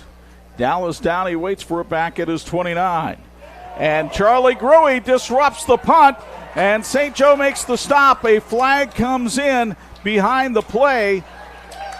St. Joe appears to have scored a touchdown on a strip and score here by Ryan Roskowski, but we'll see what the flag is all about. Well, they did look over at the St. Joe sideline to see if they wanted to defer the penalty or decline the penalty. They are going to call holding on the Riley Wildcats. And, of course, that's declined, and it's a strip and score touchdown for Ryan Roskowski and St. Joe on special teams, and they expand the lead to 20-0 with a JBL signals and lighting touchdown. Here's another look from K2 Power Solutions. Yeah, Gruey getting in, messing up his big thing. Ball comes out there, clean pickup, and a score. It is. For the St. Joe 6. And just like that, St. Joe takes a 3-score lead on the Riley Wildcats. St. Joe appears to be missing some personnel or a football to kick the extra point with. And a delay of game is called against the Huskies. Well, that may wind up being our Big C Lumber play of the game right there. Yeah, I mean, that's a huge play. And that takes the whole total team for that play. Gruey coming in for the block, the pickup and score. Just a great job by the St. Joe. Again, St. Joe defense really just owning this game and really coming through and handling business. On for the extra point. Ryder Place on to try the extra point from an extra 5 yards out. The snap and the kick are good. And with 11:05 to go in this one, it's now 21-0 St. Joe in this NIC battle on Sports Michiana. Shopping for tires used to really ruffle my feathers. That was before I went to TireRack.com. TireRack made it easy to identify the right tires. No more searching high and low. I got the best deal. TireRack has thousands of recommended installers. I chose a mobile installer. They brought the tires to my neck of the woods and put them on, right here in my driveway. You're all done? Thank you. When it's time for new tires, trust the experts. TireRack.com, the way tire buying should be. And this edition of the Sports Michiana Game of the Week being brought to you by the Lilliard Insurance Agency. It's real people, real service, and real value. The lights on in downtown South Bend tonight, and the lights on here at Layton Stadium, Father Bly Field, where St. Joe now has a 21-0 lead. The kickoff sponsored by Trademark Irrigation. Ryder Place to put it into play. Riley has had opportunities tonight, haven't been able to cash them in, and every time St. Joe's had just the smallest of openings, they seem to be able to exploit it. Yeah, they definitely have, and talked about St. Joe having quite a few players out, some for the year, some for that are just banged up for this game. But it's the next man up, and they've done a great job. Onside kick attempt, a little surprising there, but Riley was able to get on it and cover it up as Aiden Norton makes the recovery, and Riley will have great field position at the 48-yard line. Sports Michiana apparel is courtesy of our friends at It's Tops in Mishawaka. Clothes, office supplies, mugs. If you want to put your logo on something, odds are It's Tops can make it happen. Locally run since 1976, It's Tops give you the personalized attention you deserve. Learn more at itstops.net. That might be one of those plays that you want to put on film for a future opponent, perhaps like the Penn Kingsmen to see. I was thinking the exact same thing. They got Penn Kingsmen coming up, and you throw in a couple wrinkles here and there that they have to prepare for a ball out again. Did Fideli try to throw it? Did he just fumble it? In the backfield. Can't really tell. The ball being marked at the 44-yard line. It'll be Riley ball as we go downstairs to Angelo Di Carlo with a Patrick sideline report. Yeah, Chuck, anytime you talk to Ben Downey, he's always talking up his coaching staff. But in particular here tonight, you're seeing a couple of those coaches that have done so well. Nick Weldy is in charge of special teams. Obviously, that is going very well for the St. Joe staff. And then Brian Stoltz is the defensive coordinator. He's the former head coach at Riley several years back, then took some time to just spend time to see his kids grow up. When Ben Downey returned as the head coach at St. Joe, Coach Stoltz joined him, and then last year he became the defensive coordinator, and boy, has this St. Joe defense been extra spectacular since he's taken over as the DC. Fideli stands and fires a bullet over the middle, and a beautiful tackle made that time as Anthony Sharp was able to make the grab, and then he was upended by the cornerback Madden Martin after a pickup of about 7. I really liked the way he stood in the pocket that time and really fired that ball. Did a really good job of reading down the field and making a nice pass. Those are the type of passes that we need here in the second half. Honestly, that is more of what we saw on film from Trey Fideli than what we've seen tonight. But he hasn't faced the kind of pressure that he's been facing from the St. Joe line, and here they come again.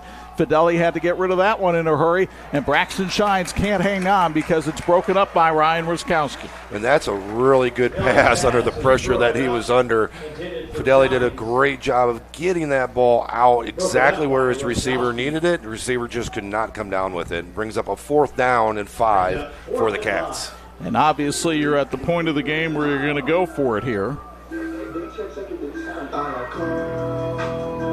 So we'll see what Ricky Davila and the Riley offense dial up here on 4th and 5.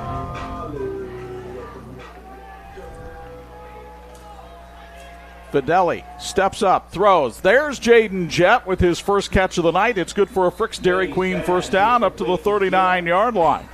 Crimmins Carpet Service has been serving Michiana for more than 35 years. Joe Crimmins and his sisters Samantha and Danielle are proud St. Joe alums. They clean for the St. Joe and can for your school or business too. Remember, it's not clean until it's Crimmins clean. St. Joe looked like they just jumped offside. That's another 5-yard penalty against the Huskies. And Ben Downey, well aware of the problem. He doesn't need us to harp on it, but I do feel the need to say 11 penalties, 90 yards. At some point in the tournament, that's going to come back and bite you. And most of them are false starts and offsides. I mean, just little penalties that can be really easily taken care of. Tion Wadley is off to the races, and James Cronetti makes the tackle at the 15-yard line. That's a pickup of 19 for Wadley, who last year raced for over 800 yards in the running game. He's been kept under check tonight, although the last 2 runs have been pretty good. Wadley picking up the Frick's Dairy Queen first down for the Cats. Cats have it at the 15-yard line inside the red zone. See if they can put some plays together here. Trying to snap this scoreless streak. against St. Joe. They'll give it to Wadley trying to run up the middle, and he is brought down that time by that St. Joe defensive line. Cobiato, the linebacker, comes up and makes the stop after a pickup of 2. At OSMC, you're not just treated, you're cared for, guided for diagnosis through recovery with clarity and trust. Get the care you need when you need it. Visit osmc.com or their Ortho Care walk-in clinic in Granger off of University Drive. Niles rolling at home tonight. They lead Three Rivers 49-0 in the fourth at Viking Field.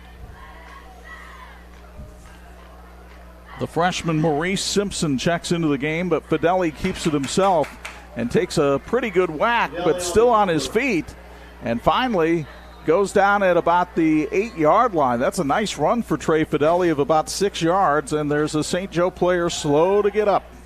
Yeah, he carried defenders for about 6 yards there. The last 6 were all him trying to pick that up. Here you can see on the K2 Power Solutions replay. We told you earlier, he is not a small man, and he was able to drag tacklers, and we have a St. Joe player still down on all fours, so we'll take a break. 7:41 to go, 21-0 in favor of St. Joseph on Sports Michiana. My name is Chuck. I'm a member of Notre Dame Federal Credit Union. The flexibility of having a HELOC made it simple to add items as we were going through the process of updating our house. So we didn't have to do everything at once. We could do it a little at a time as things changed, which made it flexible for us to use builders when they had downtime and get better prices for them. So yeah, I would definitely recommend Notre Dame Federal Credit Union. Finding private health insurance can be stressful. What if it didn't have to be? I'm Tony Letcher, licensed insurance agent. I prefer to personally meet with my clients so I can get a better understanding of your needs and budget. I can even review your current coverage. I don't want you to be my client today. I want you to be my client forever. Call Tony Letcher today to schedule your free consultation or visit tletcher.com.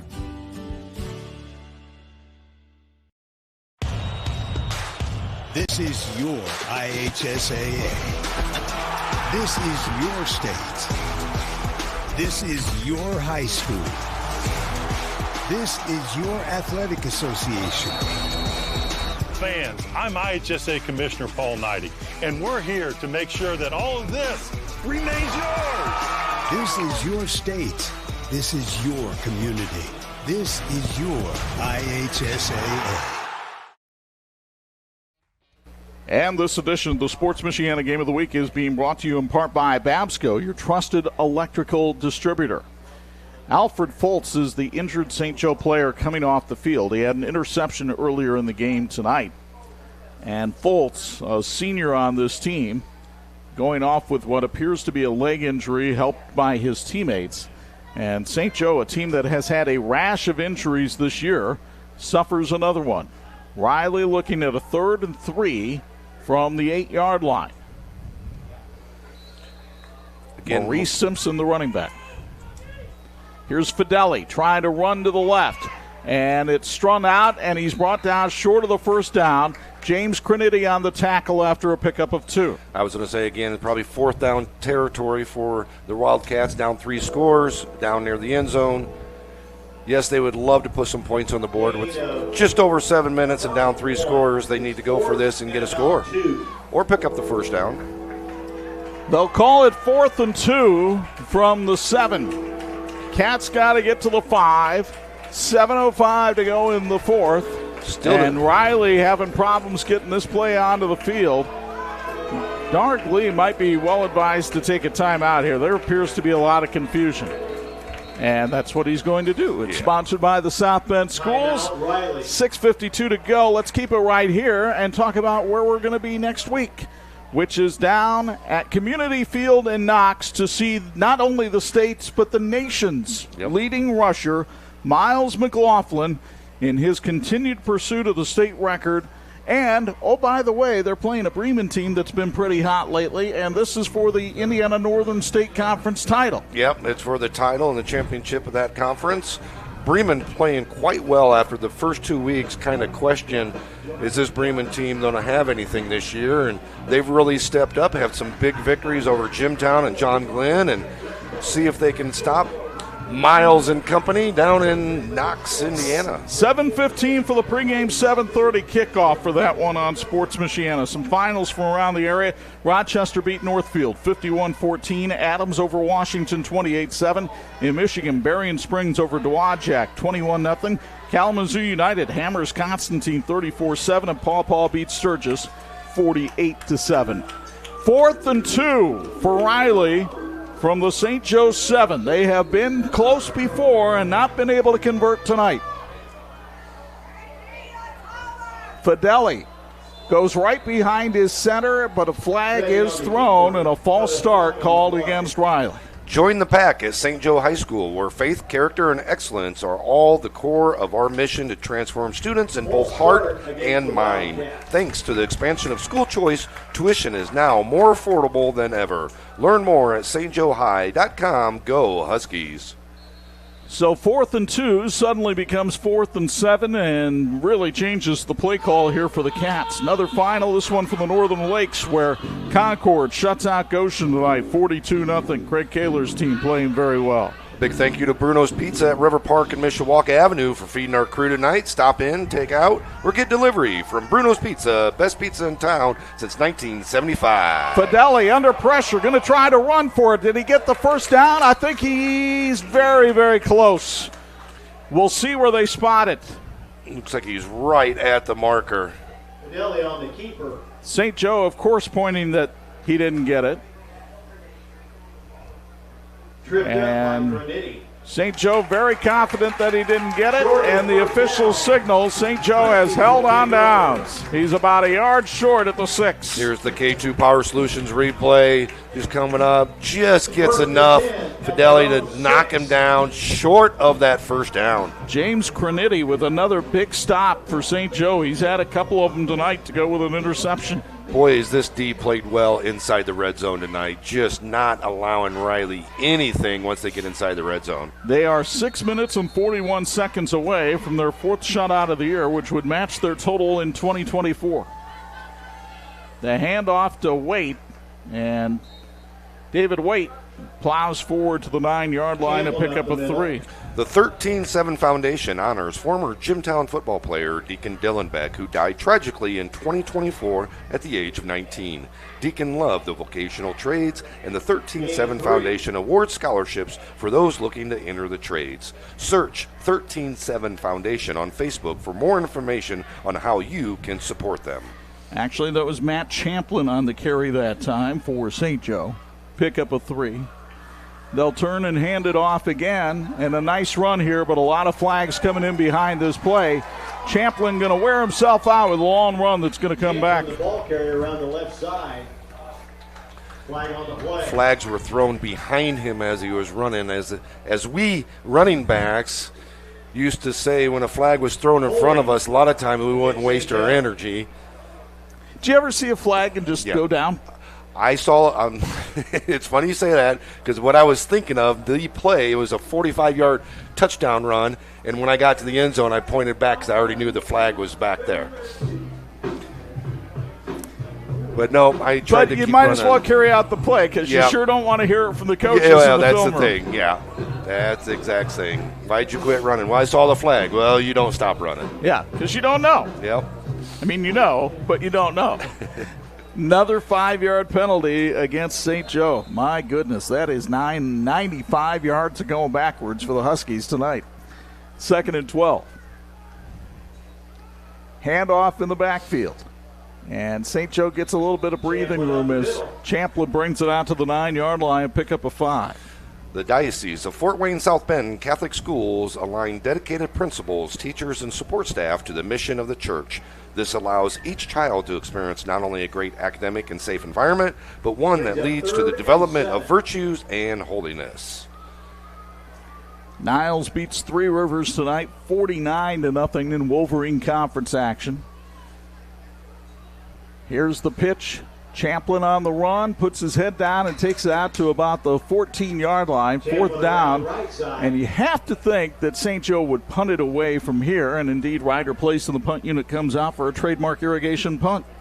Carlton has been in business in South Bend for more than 50 years and are the country's leading provider of financial calculation software. While they serve clients throughout the country, Carlton believes in giving back here at home, including supporting St. Joe, where 3 generations of Ruskowskis have graduated. Go St. Joe! New Prairie leading Marion 21-14 in the fourth quarter over at AMC Miller Field. Place to punt. Good snap to Place on the punt. He's going to try to run for it, and Place reaches out the arm, and I don't think he made it. He stopped at the 15-yard line, and Riley will take over on downs, first and 10 from the St. Joe 15. Wow, I wonder if that was a read play, and if he read something, he was able to take off instead of punting it. And he might have read something, but he might have read it wrong because he did not pick up the first down. Boy, that's a deep place to put your defense in a hole. The good news for St. Joe is they're up 21-0 here. But again, the defense pushed into a situation with the back against the wall. Riley takes over 1st and 10 at the St. Christ the King Catholic Church on State Road 933 in South Bend is proud to be a feeder school for St. Joe High School. Father David invites you to Mass on Sundays, 7, 8:45, 10:30, and 12:15. Big thank you for Christ the King. They hand off to Tion Wadley, and again, the St. Joe defense shuts it down right there. And the freshman having a good night on the defensive line, Brendan Lassane comes up with the play.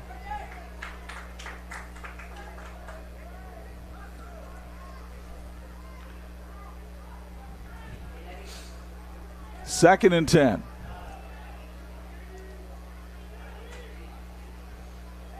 St. Joe showing blitz and whistle and a flag thrown. Another false and start. A false start. It is a false start against Riley. Riley High School, in partnership with our families and community, provides all students with a rigorous education, celebrates each student's background, and engages the whole student to be a lifelong learner and responsible, active citizen in the community. Go Riley from Riley Athletics. Second down and 15. The throw by Fideli, and it's incomplete. Ryan Ruskowski helps break it up. The ball intended for Braxton Shines, but Ruskowski with another fine defensive play, and it's 3rd and 15. Reminder, this fourth quarter is brought to you by Central Automotive in downtown South Bend. Check them out at Lafayette and Colfax, and don't forget Chips and Doodles, family-owned and operated small batch local bakery. Can Riley finally get a conversion here? Fideli throws, lobbing for the end zone. There's nobody out there, and Ryan Ruskowski couldn't quite catch up with it. It'll be 4th down. So 4th and 15 from the 20. Just nothing clicking for this Riley offense tonight that had come in scoring 28.5 points per game. Well, St. Joe looking for its 3rd straight shutout. Something had to give. Riley's defense averaging only 5.5 a game, or St. Joe's defense, or Riley's offense averaging 28 a game. Fideli lobs it for the end zone, and we have a flag come in against Maddox Martin, who didn't bother to make a play on the ball because he was too busy tackling his man. It still will be 4th down. It's going to be half the distance goal, movement down to the 10-yard line, I believe. It'll still be 4th and 5. Now, earlier tonight on a pass interference, they gave the full 15 inside the red zone. So, yeah. I mean, I believe you're right. I believe you, but I'll wait until I actually see them mark it off here. You get another look from K2 Power Solutions. Watch up at the top of your screen, and Martin just dragging the man down, then turns for the ball. They do spot it at the 10, and it'll be 4th and 5. 105 yards and penalties now against St. Joe.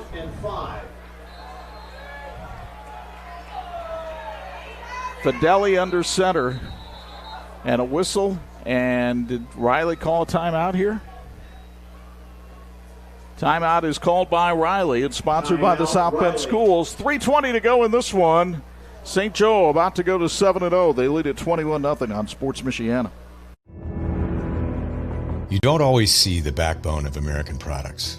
You feel it. Ferret is where smart work meets hard work. We serve the USA by manufacturing purpose-built metal components that solve the problems others walk past. And we put in the work that makes 4th and long feel like 1st and goal. Calling all engineers and makers, past, present, and future. Your next career move begins at Ferret.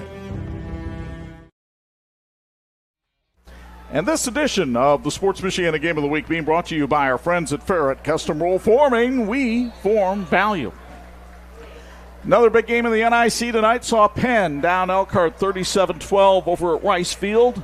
Pete Reardon's team undefeated. They play St. Joseph final game of the season here at Father Bly Field for the NIC championship. It'd be very interesting if St. Joe's healthy by that time. And they usually get beat up pretty well against some of these 6A teams, too. 4th and 5 from the 10. Trey Fideli looking, throwing, touchdown, Nick Washington. And the scoreless streak is over for the Riley Wildcats. The touchdown brought to you by Central Automotive. He fired a bullet to Washington on the slant. Just like that, Riley puts some 6 points on the board. Looks like they might be setting up for 2, waiting for everybody to come on the field. And it indeed looks like they'll try to go for a 2-point conversion here. So Riley closes to within 21-6, and they'll put twins to the left and to the right of Trey Fideli. Tion Wadley, the running back. Fideli kept it on the option. Charlie Gruey just ripped it out of his hands and is racing the other way, but they whistle it dead. And it'll be a no conversion for Riley and a 21-6 lead for St. Joe with 3:15 to go in this one. You're watching high school football on Sports Michiana. My name is Chuck. I'm a member of Notre Dame Federal Credit Union. The flexibility of having a HELOC made it simple to add items as we were going through the process of updating our house. So we didn't have to do everything at once. We could do it a little at a time as things changed, which made it flexible for us to use builders when they had downtime and get better prices for them. So yeah, I would definitely recommend Notre Dame Federal Credit Union.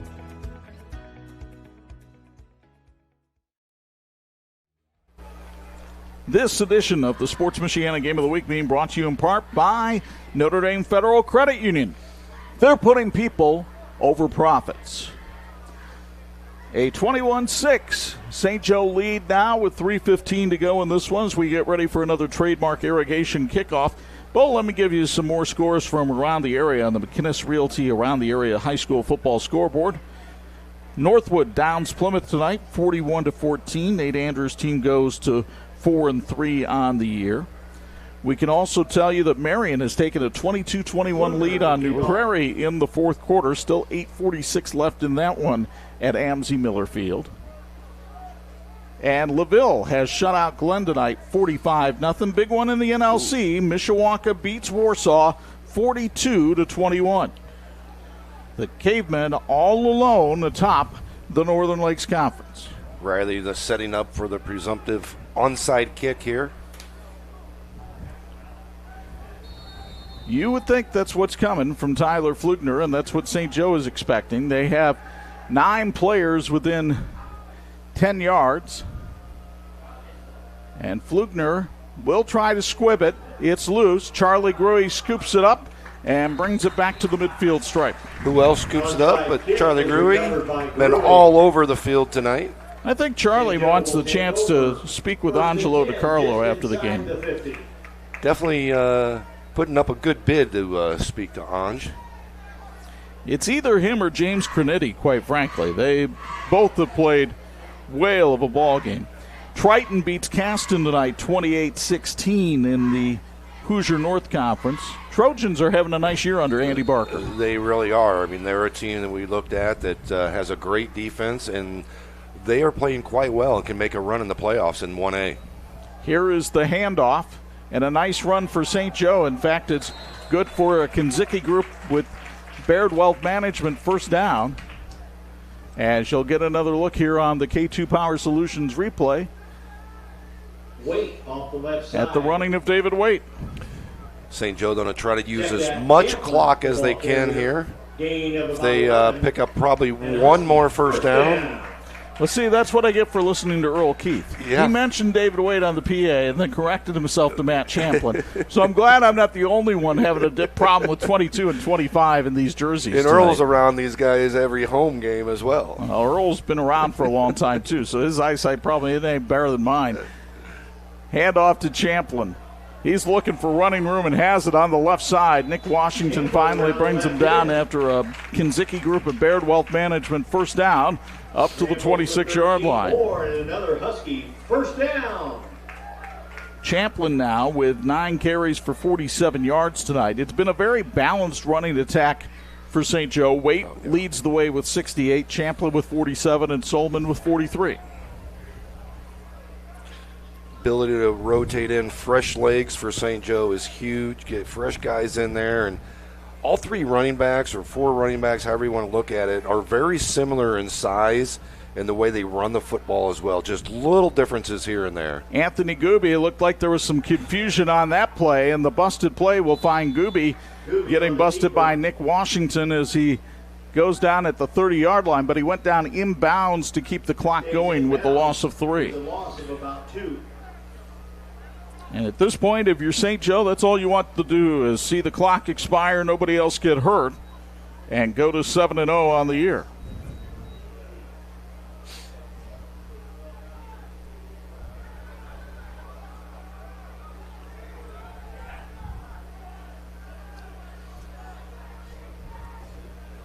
Second and 12.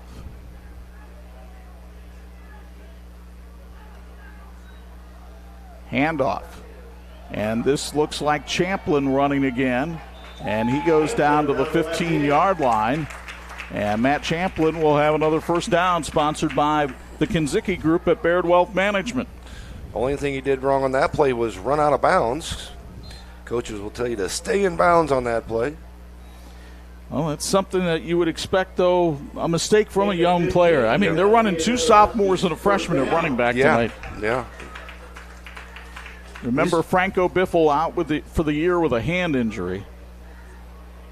Had surgery on that hand last week. And now St. Joe will go into victory formation. And even there, I think they had a false start. It just wasn't called. I don't know if that was a false start or the snap was bobbled or... Chuck, it was actually a meniscus for Franco Biffle. Oh, my goodness. Yeah. Well, that's even worse. He actually suffered it early in the game. If you may recall, he against Marion in the game we broadcasted, he went down. He came back. He played, scored 3 touchdowns in this game on a torn meniscus. So pretty incredible effort from what he was able to do in that game. Didn't know it that night, and then obviously found out a little bit shortly after what the injury was, and as you mentioned, had surgery last week. 30 seconds left in this one. This will be the final snap of the game. Anthony Gooby takes the knee, and the St. Joseph Huskies have run their record to 7-0 on the season. It wasn't easy. Riley, the Cats came over and gave them some tussle, but it's a final score of 21-6 in favor of St. Joe. Lot to talk about on the Ferret Custom Roll Forming postgame show. We'll have our Reliance Player of the Game and our Big C Lumber Play of the Game, and it all comes your way next on the Sports Michiana High School Football Game of the Week. With SurfFiber Internet, you'll catch all the big plays as they happen. The winning goal, the last-second three-pointer, the walk-off home run, the touchdown that changes everything. You'll see them all. No lag, no throttling, no buffering, no missed highlights. Just blazing fast streaming from start to finish. Whatever sport you love to watch, Surf keeps you connected. Surf Internet, built for game day and every day. Score big today with fiber internet plans starting at just $30 a month, including free Wi-Fi, free installation, all-in pricing, and price lock for life.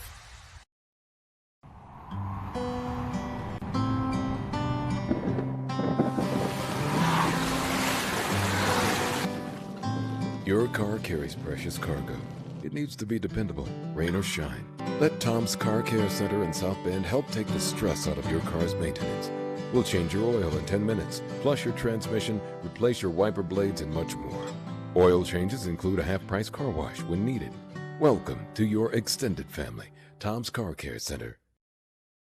When contractors and OEMs need quality electrical products at the best prices, they look to Babsco Supply. We strive to supply all the electrical products you need for residential, light commercial, and OEM electrical components. We have the knowledge, dedication to customer service, and extensive inventory to ensure your electrical projects are completed successfully. We are employee-owned, which means all of our employees are owners, so you know we care. With locations in Elkhart and Warsaw, Babsco Supply is working together to serve you better. Learn more at babsco.com.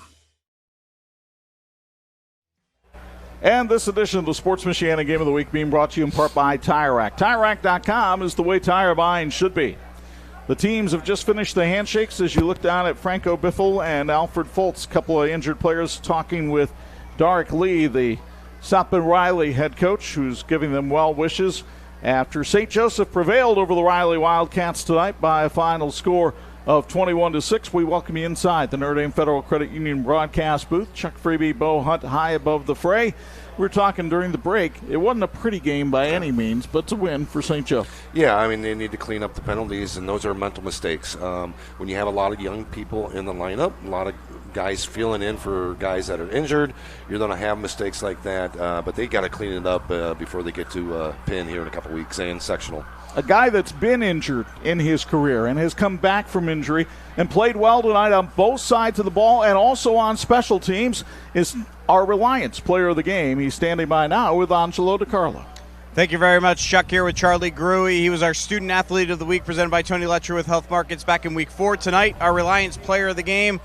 You guys are 7-0. I know it wasn't always pretty here tonight, but what does it mean to you to be a part of this squad and be 7-0 at this point? I mean, it's unreal. I'm proud of this team for not giving up, especially the defense. You know, put in tough situations many times in the game and still executing, you know, to our standard. Obviously, you know, we made some mistakes, but we kept it together and had the next play mentality and got the job done. What's allowed this defense to be so good all year? You guys gave up 6 points tonight. That's pretty much what you've only been giving up per game all season long. Well, I'll tell you what, it's our mentality. We have a bunch of guys who just give a crap. Yeah, I don't want to say any bad language.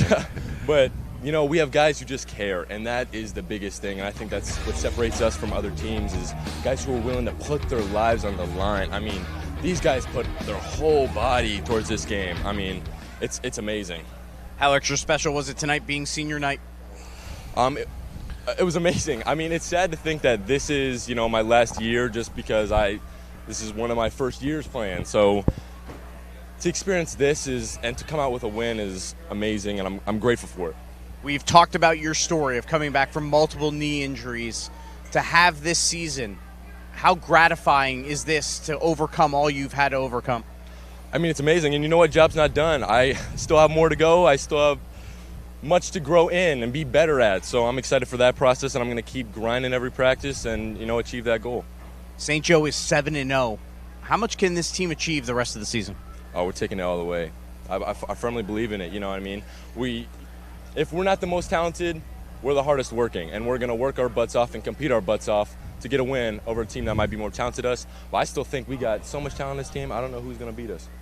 Charlie, thank you very much. Congratulations. Thanks for not cursing on the air. Our Reliance player of the game, Charlie Gruey, back upstairs to you, Chuck. We do try to have standards around here despite what you might see on the air. So, Charlie Gruey, our Reliance player of the game. Time now to take a look at our Big C Lumber play of the game. He had a hand in this. It came on special teams for St. Joe. Yeah, I mean, it was a great job getting in, breaking the punt up, and this was the game changer in this game. They were up 14-0. Nothing was really happening, and Charlie came in and disrupted that punt, got the block, and next thing you know, St. Joe's up 21-0. Ryan Roskowski was able to take it in from there, and the St. Joe safety, scoring the touchdown on special teams. Special teams plays have been so big for this team this year. Anj pointed it out during the broadcast. The job Matt Weldy has done with this special teams group has really set St. Joe up for success. They've done a great job of really shifting the field with their special teams, and especially on their receiving end. A lot of punts, a lot of kicks where you're looking to get them back in the 20, inside the 20 or the 30, and next thing you know, St. Joe's across the field in your territory. Yeah, we saw it on the opening kickoff tonight with a big return, and we saw it on our Big C Lumber play of the game. So St. Joe 7-0. They go and play Washington at School Field next week. A bit of a trap game because I can guarantee you everybody is already talking about playing Penn here in the final game of the regular season. Yeah, I mean, Washington's one of those teams where they upset Marion last week. They got some playmakers if they can put it together. And if St. Joe goes out and does what they did tonight, there's 2 calls that could have been turnovers tonight that we looked at. And all those penalties, I mean, this could have been a little bit different game. Those 2 turnovers go the opposite way. And for Riley, they take on Adams. That's a huge city rivalry next week. Both of those teams at 3-4 going into that game. There should be a great atmosphere in that one. Yeah, I mean, those 2 teams are really going at it. You're trying to battle South Bend, Riley versus Adams, to see the battle of those 2 teams. 2 quality teams. They have quality players that just haven't put it together completely yet. So that does it for our coverage here at Father Bly Field, our Ferret Custom Roll Forming post-game show. Our thanks to our terrific Michiana video crew from Sports Michiana bringing you this one tonight, led by the G-Man, Gary Martin. He had help in the truck from Tony Beltran and Duran Gray, and then our fine camera crew, Chris Skibby, Ryan Fitzpatrick, the accurately spelled TJ Freeby, and our usual cast of great men working here at Sports Michiana. Once again, a reminder, we are back with you on the radio Monday night. Anj and I will be talking about the Notre Dame Federal Credit Union Irish football fix and that Irish game with Boise State. We'll recap that, look ahead to the North Carolina State game, and have a focus on faith with Irish legend Paul Grassmanis. Then next Friday night, get yourself started with the Pulse Tire Rack drive to the game. That's at 6 p.m. on 92.1, 96.9, 103.1. And we're on the air with more high school football next Friday night from Community Field in Knox. The nation's leading rusher, Miles McLaughlin, and the Knox Redskins take on the Bremen Lions for the championship of the Indiana Northern State Conference. Our pregame coverage begins at 7:15, kickoff at 7:30, and we do hope you'll join us then. Now for the Hall of Famer Bo Hundt and my business broadcast partner Angelo Di Carlo, Chuck Freeby. Once again, the final, St. Joseph 21, Riley 6. So long from South Bend. The preceding has been a presentation of Sports Michiana.